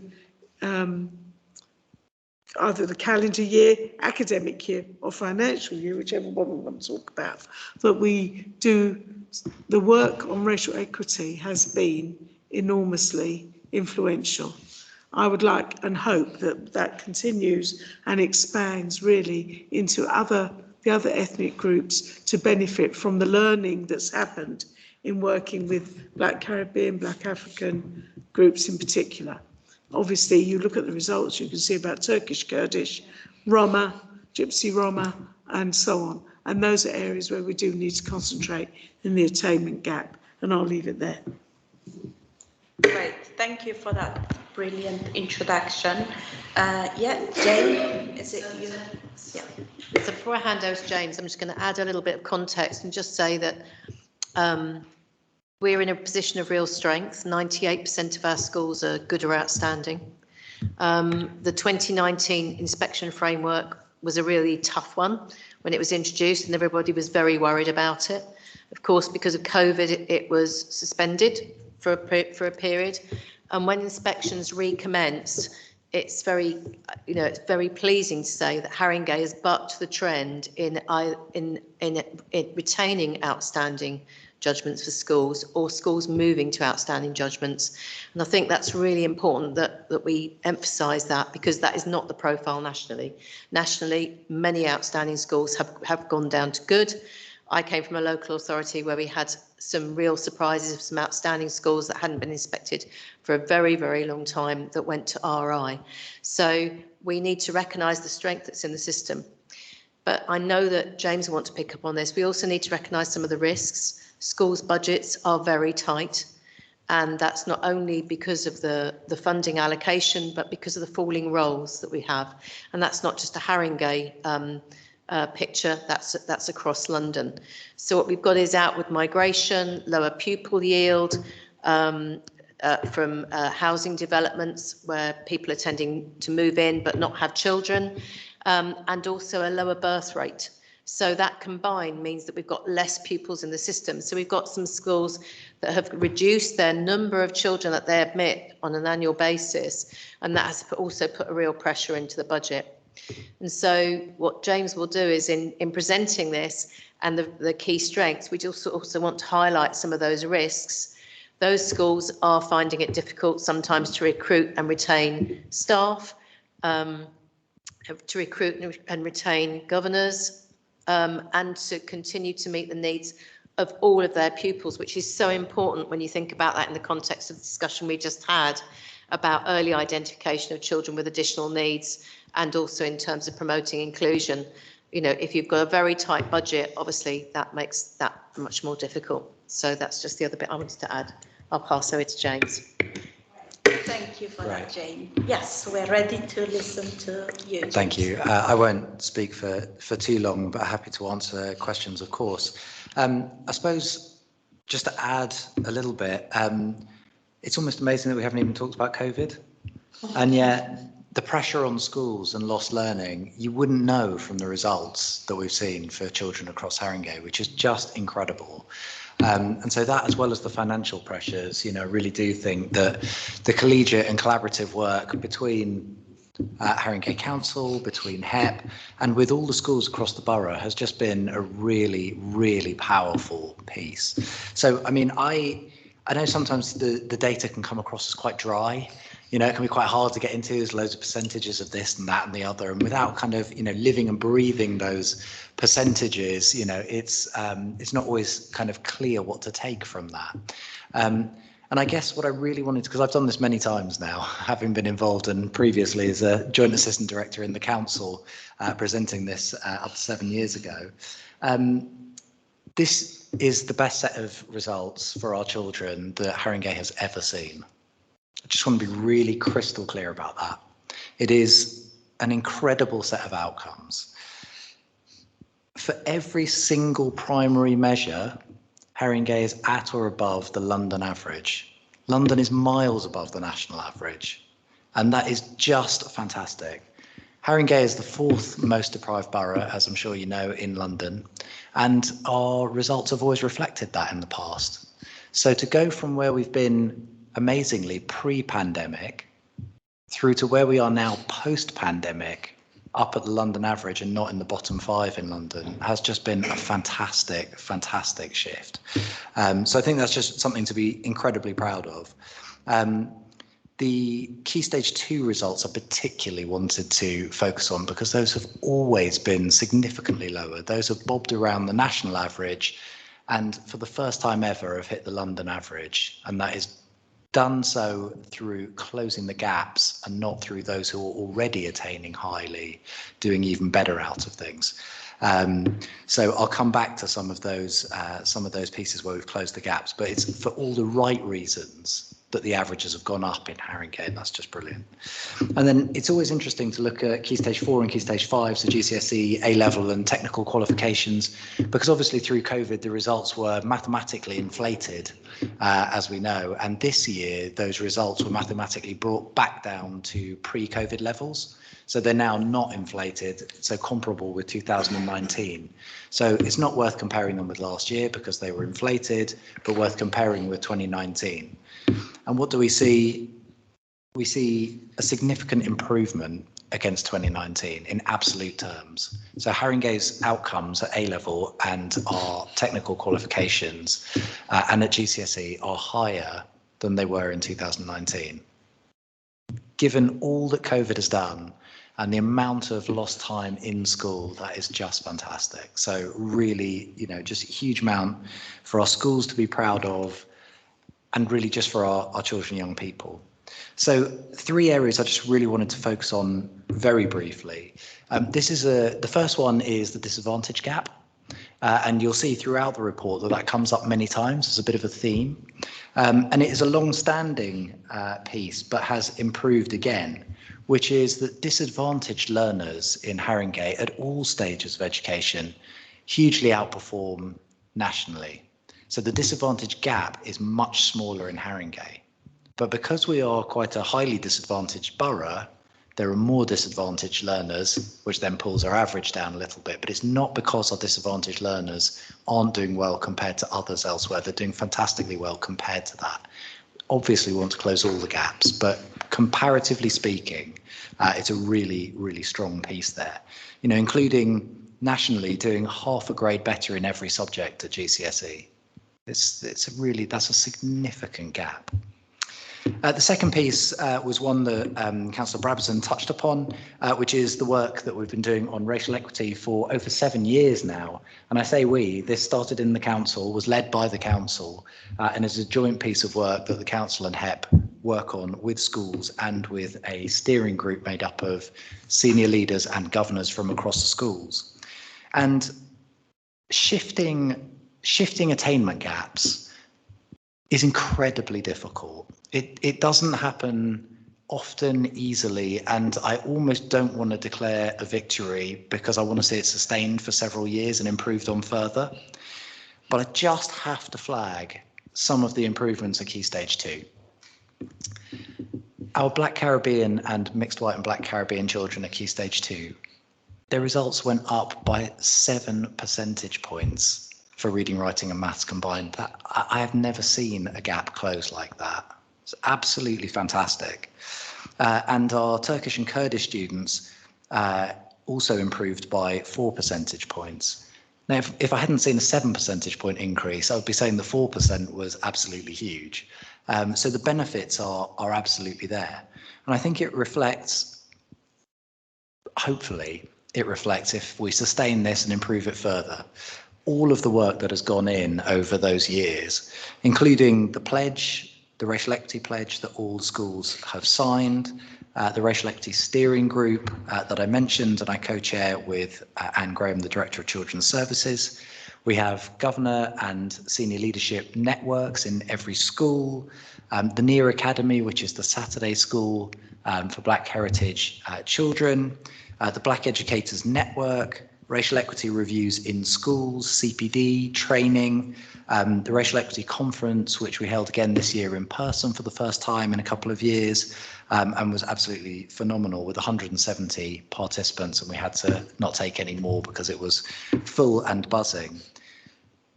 We're definitely not there. We definitely haven't closed all the gaps in terms of racial equity, but I think when there are successes to be celebrated, it's worth taking them because they are hard won. The gap that I would still really point to is when we get to GCSE.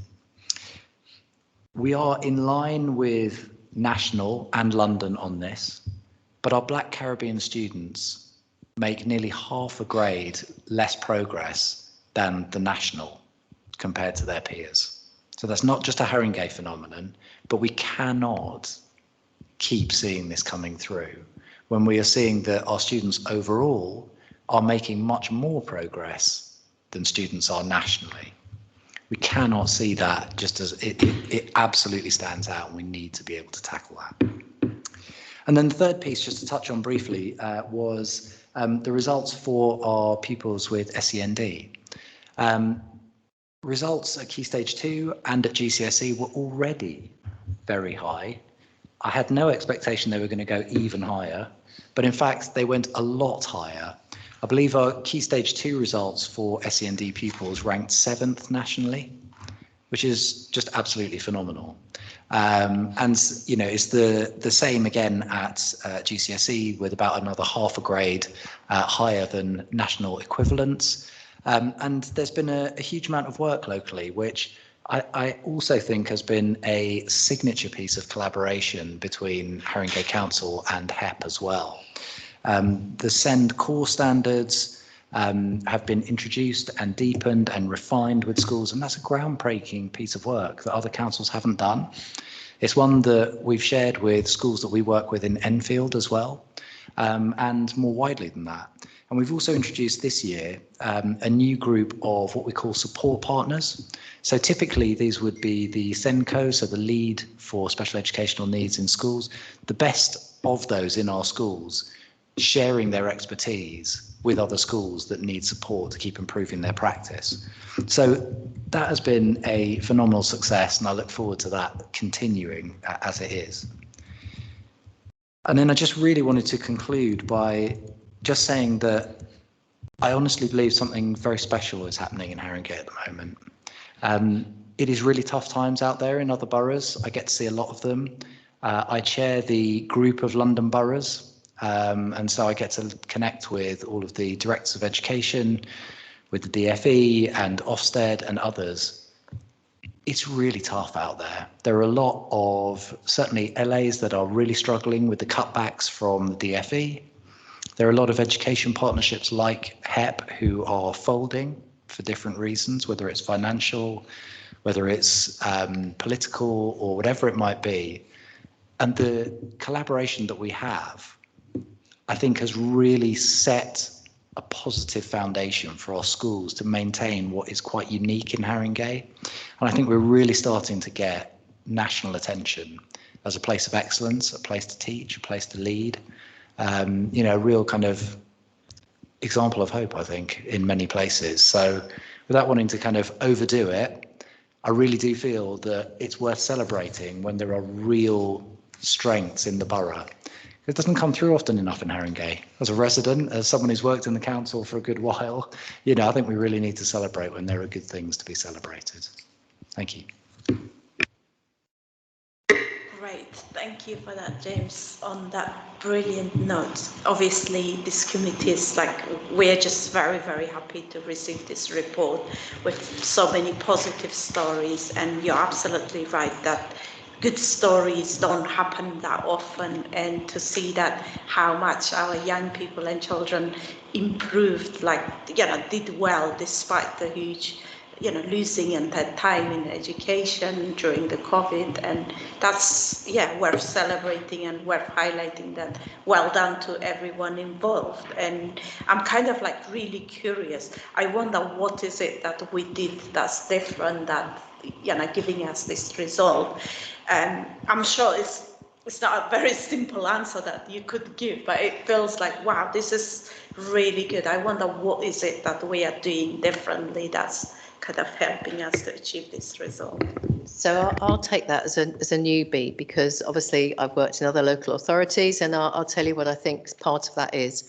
And that is because we have so many maintained schools still, and because of HEP, we glue them together. So it's a real collaborative network of schools, and I think they are open to sharing, they're open to being critical of their own practice. They're incredibly aspirational, incredibly ambitious for their pupils.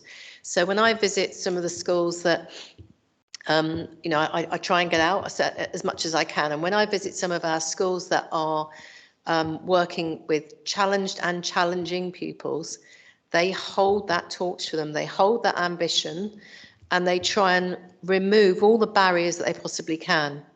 So I think it's about that collegiate work. I think it's about that collaborative work. I think it's about that call to arms and about that ambition. And I think it's about the fact that our school leadership is very strong. When I say our school leadership, I mean our heads, but also our governing bodies. And where we see schools doing less well, that's where there's something that obviously that James and his team, in conjunction with the local authority, where we have to have the conversations where we say, you don't look as, you are not as strong as the others. So let's have a conversation about that. So I think it's also about having those difficult conversations and about getting into schools where we are not happy with the outcome. It's about knowing your data really well. And it's not just this data, it's about the attendance data, it's about the exclusions data, it's about how well our children in care are doing in those schools. It's about suspension data. And it's about being able to have those conversations based on that rich set of data that says, how do you feel about it? Because we're not feeling quite as secure as we want to be, and how can we help you? So it's that collaborative, supportive, but also challenging conversations that I think are in the system that undoubtedly key to that. Thank you. And just to build on that, really, so 100% what Jane was saying, that the support and challenge is really there, and the challenge is accepted. And I think there's a degree of openness and trust, which means that having done this previously, if you were trying to go in to challenge a school or find out what's really happening in school, without the trust of a head teacher, they're not going to show you the bits they're worried about. Mm-hmm. They're going to show you all the things that are working well, and then basically try and move the meeting on. And it is really testament to the relationship with schools that actually they will welcome in as a positive opportunity for development that difficult conversation and look at, this is what I'm struggling with, this is where I need the support, and being able to do that. So that in itself is really important. But if I just add two more pieces, one is a real focus on practice. If you don't change what happens in the classroom, why would you expect learners to do any better? You know, this is the fundamental piece. If we don't focus on great teaching and learning, great curriculum, great pedagogy, CPD for our teachers, why would it get any better? So focusing on that and developing some of, you know, partnerships with the absolute best in the country, which our schools then benefit from, has been absolutely phenomenal and just brings up the practice absolutely everywhere. And then I think, you know, the third one is just to re-emphasize that whilst it can sound kind of soft and fluffy, actually the pieces that underpin all of this are a long-running sense of collaboration and moral purpose across our schools. That fundamental piece means that they reach out to each other. They're never left isolated, worried, fragmented as a system. And that makes a massive, massive difference. And that's what together we've been, you know, so keen to maintain in Haringey, because that really doesn't happen everywhere. Thank you very much for that. Yeah, I just wanted to, Matt, you had a question first, then Sue as well. So 2 questions from you. I'm just taking them in order. Then Lords. Lords, I've seen your hands. You're third on the list. Thank you, Chair. I hope this isn't too naive a question. So it's really great to see educational achievement, the levels that are being achieved in terms of exam results. However, schools aren't only about getting people exam results and training them for the workforce, and I know a lot of attention is put onto that, but when children first start school, it introduces them to a much wider segment of society. So they're really an important part of socializing people as they grow up and go out into the world. So I'm wondering if there's any way of quantifying any data that also shows how successful schools in general and our schools in Haringey are at creating rounded human beings, as well as getting exam results, because getting good exam results doesn't necessarily make you a very well socialized person. I think that what James and Jane have talked about the schools, but actually the journey starts in the early years. And what we see, we have always had a really strong early years sector. We've really worked hard at it, and they're also 98, 99% good or outstanding across the piece. I'm not just talking about nursery schools, but also the council, the local authority nurseries, and the privates and the independents and the voluntaries and all the rest of it. And that gives children enormous grounding. And I agree with you. I think it is about making good human beings. And if you see very young children and the way they are being, I don't think the word is taught, I don't know, led, or supported, enabled, encouraged, I think you lift your spirits, because young children they're like explorers. You have to understand they are autonomous learners. And my own view is that we can learn a lot from watching 3-year-olds and 4-year-olds about how to behave and how to learn, because they are natural scientists, natural learners, natural explorers. And the key is to keep that and not knock it out of them as they get older. That would be my take on it, but that may be a bit quirky. It's a great question. I don't have outcomes data on it. And in fact, I think probably one of the closest measures we can get to is probably the personal development judgment by Ofsted. It's probably about as close as we can get. But it's even they on the inspection framework have basically said, we can't judge outcomes on this. I can't judge whether they're rounded human beings because the outcome of it is so slow to develop. You know, what we can judge through the personal development judgment is how much is a school supporting that rounded development of the child. And our personal development outcomes are absolutely fantastic. I don't have the exact numbers on me. There are 2 schools in RI, but I am certain that every single school, I think even including those 2, are good. At least good for personal development, if not outstanding. There are quite a lot of outstanding schools for that. And I know that's not a perfect measure, so I'm trying to kind of grapple with what would give some reassurance on that. And then just to say that there's a lot of work that goes into also kind of supporting a wider set of inputs to support schools as well. So, for example, there is a Haringey Creates network which brings together all of the cultural organisations in the borough, so whether that's Ali Pally, Jackson's Lane, Bernie Grant, et cetera, and many, many others, who've just won a big bid from the Arts Council and is supported by the council as well as by HEP. And putting those offers in front of schools to be able to kind of keep providing excellent support is one thing we keep trying to do. I can't overstate the importance of things like Pendarren as well. It's just absolutely foundational for so many children.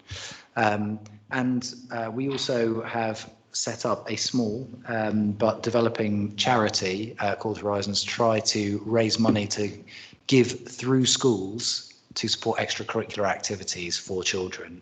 And one of the things we did was take 15 vulnerable young people from year 6 to Pendarren over the summer, just before they started in secondary, and it was just fantastic. I think it was pretty much life-changing for them, and absolutely brilliant. So it's the kinds of things that go on in the background that they're not what we get judged on, but they're the right thing to do and they make a massive difference. So completely with you about how important that is. Very quickly, because you mentioned that there was some data about personal development that is available. Is this report, is it a regular report that comes to this panel, an annual report? So is it possible to include that data in this report as well? So it's one of the judgments in the Ofsted report, and what we could do is we could collate for you, but I think James is right. I think all of our schools currently have a good or outstanding judgment for personal development. And actually, when you read the Ofsted reports, which obviously I do, every report that comes through, there are just some fabulous comments in there. I mean, I can think of some recent reports that we've had at the end of the last academic year and already this year, where they talk about children thriving, about being given responsibility, about them being ambassadors, about their opportunities for them to take leadership roles. Those are all the things you'd want to see. and they are always within that section. But we don't have specific data. But I'm pretty sure, thinking since I've arrived, I can't think of any school that hasn't got at least good for personal development, even the 2 RI schools. But I will double check for you. Yeah, sorry, just one small side point, I suppose, which is that there's been a lot of understandable stress around the Ofsted framework, and a lot of people who've rejected it. I would just say that a number of our schools who don't necessarily have the highest data in the borough have still come out with very strong judgments, including outstandings in personal development and other areas, you know, that do get reflected in a lot of those judgments. So I just wanted to kind of say it does get picked up and it does get reflected in the current framework, because I just think there's so much understandable stress and noise around the framework, but actually you can look into things like this and it does actually pick up on them and identify them. Yeah, Councillor Jameson, then I'll move to Lords. Okay, so my question is really mean and cynical. So we've obviously got something magic going on. So I'm wondering if there's, normally my question would be, you know, how can we share this? But since we've got financial issues, can we capitalise on it? That's a great question. I mean, if you don't mind me starting, I can say from HEP's point of view that we are doing. So I say that. So HEP, just to be really clear, Haringey Education Partnership is a not-for-profit that is owned by the council and by all of the member schools, which is virtually all the schools in Haringey, not all of them. So I say that because that's really important, because when you say profiting from it, we are bringing money in through things like the curriculum resources that we've developed to be able to subsidise the work that we do with schools and not raise prices for what we do, and be able to provide extra support when a school needs turnaround. We don't ask what the cost is, we just go and do it. So in ways like that, we have done. There are definitely more ways in which we can do that by sharing what we do. And we are very alert to that, given that, you know, funding from DFE has already been cut hugely, and that's, the council has had no choice but to pass that to us. And so we've had to subsidise our income to be able to keep doing what we do, and to do it as well as we do without raising prices since we began for schools. So in those ways we are, but I don't know if there are any other ways we could add to that. Shall I just put that in context for you? So the local authority historically has always had a local authority monitoring and brokering grant. And that was originally the money that was used in order to support school improvement. That was removed completely in the financial year 2021. 21, yeah, that's right. And then the core part of the money that goes to HEP comes from something called the Combined Central Services Block. And there's a reduction, year-on-year reduction under the national funding formula around that block as well. So actually we're giving less money to HEP, but because they are able to absorb that because of their trading arm, as James said, and I'll just give you an example. We've got one school which has had so much support that is way beyond the amount that they might have expected as a partner, as a school that buys into HEP services, which has resulted in some of the best results the school has ever had. So, you know, it's almost a cost benefit thing rather than a traded income, if that makes sense. But certainly the other advantage for us as a local authority is, while there is strength in the system, we remove or mitigate the risk around a school going into inadequate, and therefore any deficit budget being picked up by the local authority. So in a way, it's not an income, but it's a risk mitigation. So for me, that's a really important part of my role, because any school that becomes inadequate, you then become a forced academy.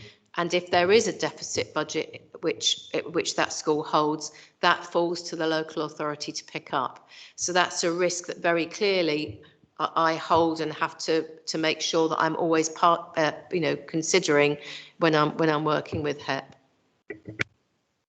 Great, thank you for the questions and responses. Lords, do ask your question, please. I mean, the school where I'm co-chair exists in South East Tottenham, and I'm really proud of our results. But I really worry about us maintaining that as we now go into a period of restructuring and possibly redundancies. And that is like several schools on the east of the borough. And it's as if, sort of the financial situation now is beginning to dominate even discussions amongst the governing bodies. But what I know from, mixing with other chairs and other governors is that we are struggling also on the east to attract and keep governors. And some of the work now falls down to a few of us. I mean, sometimes it's like a part-time job for some of us. And I think that maybe this panel could look at how we attract in governors. And I know HEP does a lot of work with regards to governors, but we are referred new people. They sort of, come to one or two meetings, they see the responsibility and then they disappear. And I think it's really, really important for us to look at the role of governors, how we can support them and how we can attract them in. Because I think at the moment, it's a very difficult task, particularly on the east of the borough at the moment, when sort of, we've got huge responsibilities to face. And considering that other neighbouring boroughs are now closing schools, etc., this is something that we'll be facing, I think, Haringey very, very soon. Because on the east of the borough, we have an issue that's not going to go away and possibly is going to get worse. And the impact of that, particularly in terms of our results and our standing, is sort of something that we've got to sort of, monitor. But also, I mean, my plea tonight is how can we sort of, attract in people to stand as governors and then for them to be, sort of kept really in some ways so that they come back to participate, because some come like for one meeting and then they disappear. Hopefully that makes sense. Great, thank you for that. I think Councillor Brotherson might be able to assist us because I know they have annual recruitment processes. If I knew how we could recruit governors, I would be a very rich woman. I think it's really difficult because I think it's a really difficult task. And I mean that we subcontract governor support and so on to the HEP.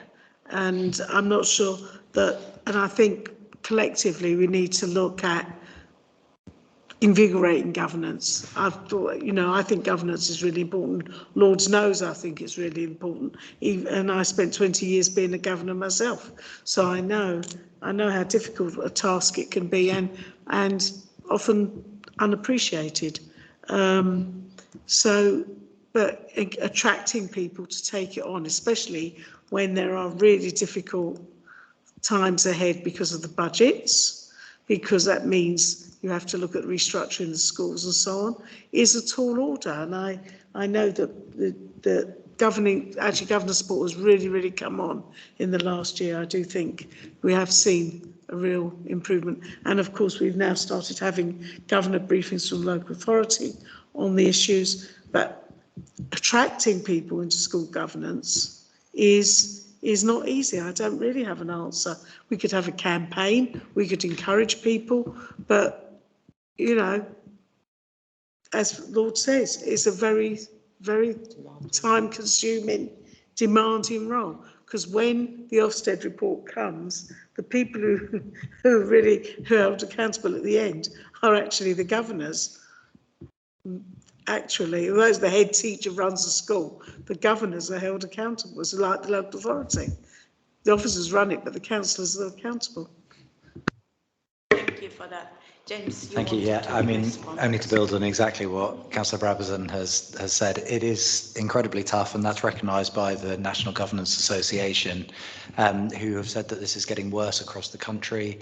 And in fact, not just the overall numbers, but actually the representation and diversity amongst our governors is also going down as well and becoming more difficult. So, I mean, unsurprisingly, when, you know, dealing with school deficits that seem potentially unmanageable, restructures, you know, all of the things that make it so time consuming as governors, it is very difficult, and particularly as chairs of governors, I have to say it's a huge extra burden being the chair.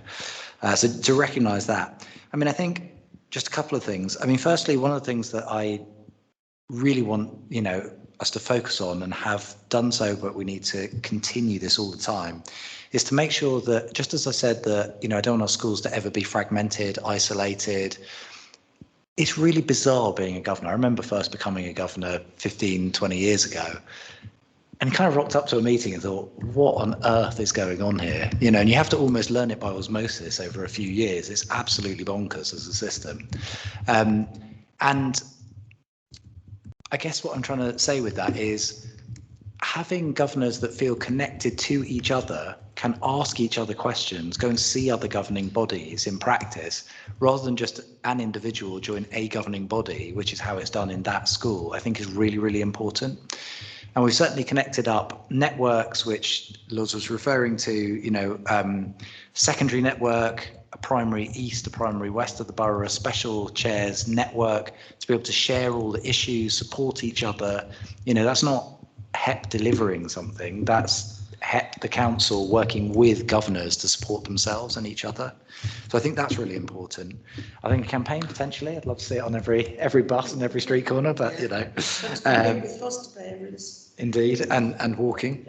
But the other thing that we've tried to encourage, though, as part of aspiring leaders' development, is for them to become governors.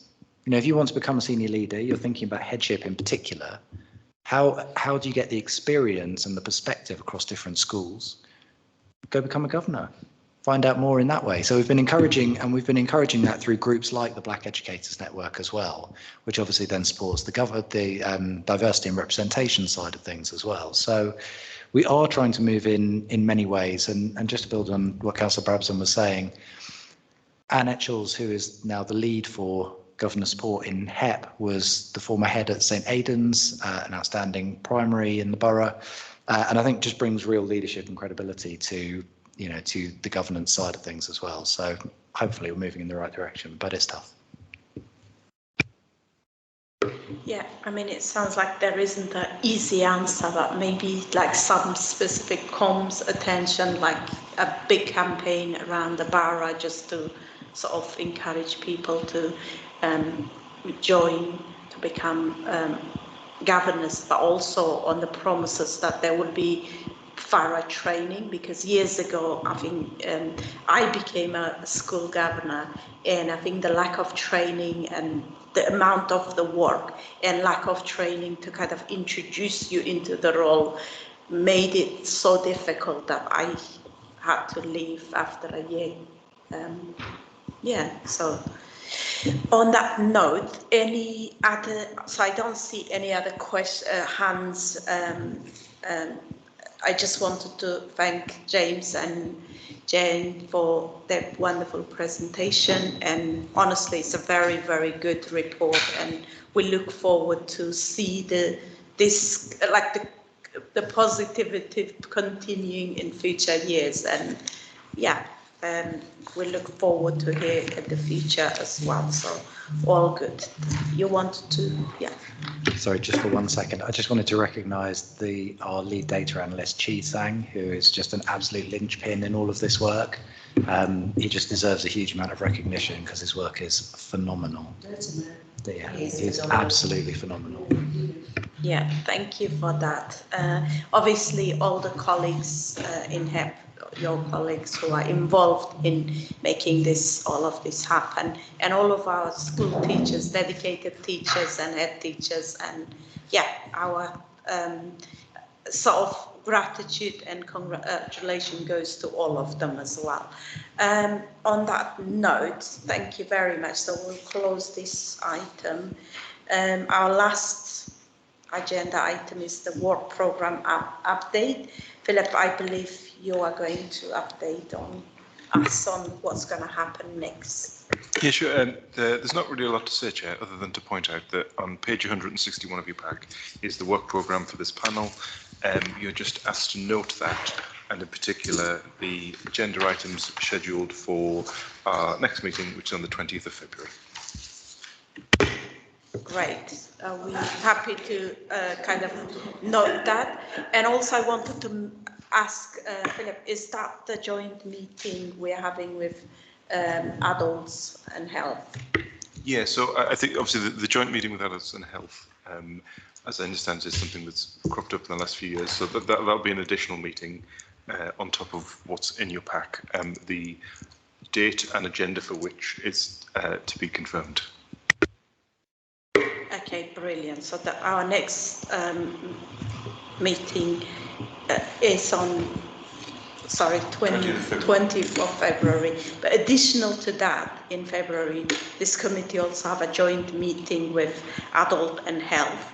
We are likely to be discussing, obviously we haven't sort of planned the agenda for that, but both members of this panel as well as health could join that meeting alongside myself and the chair of the health and adult and health. Any items of urgent business? None.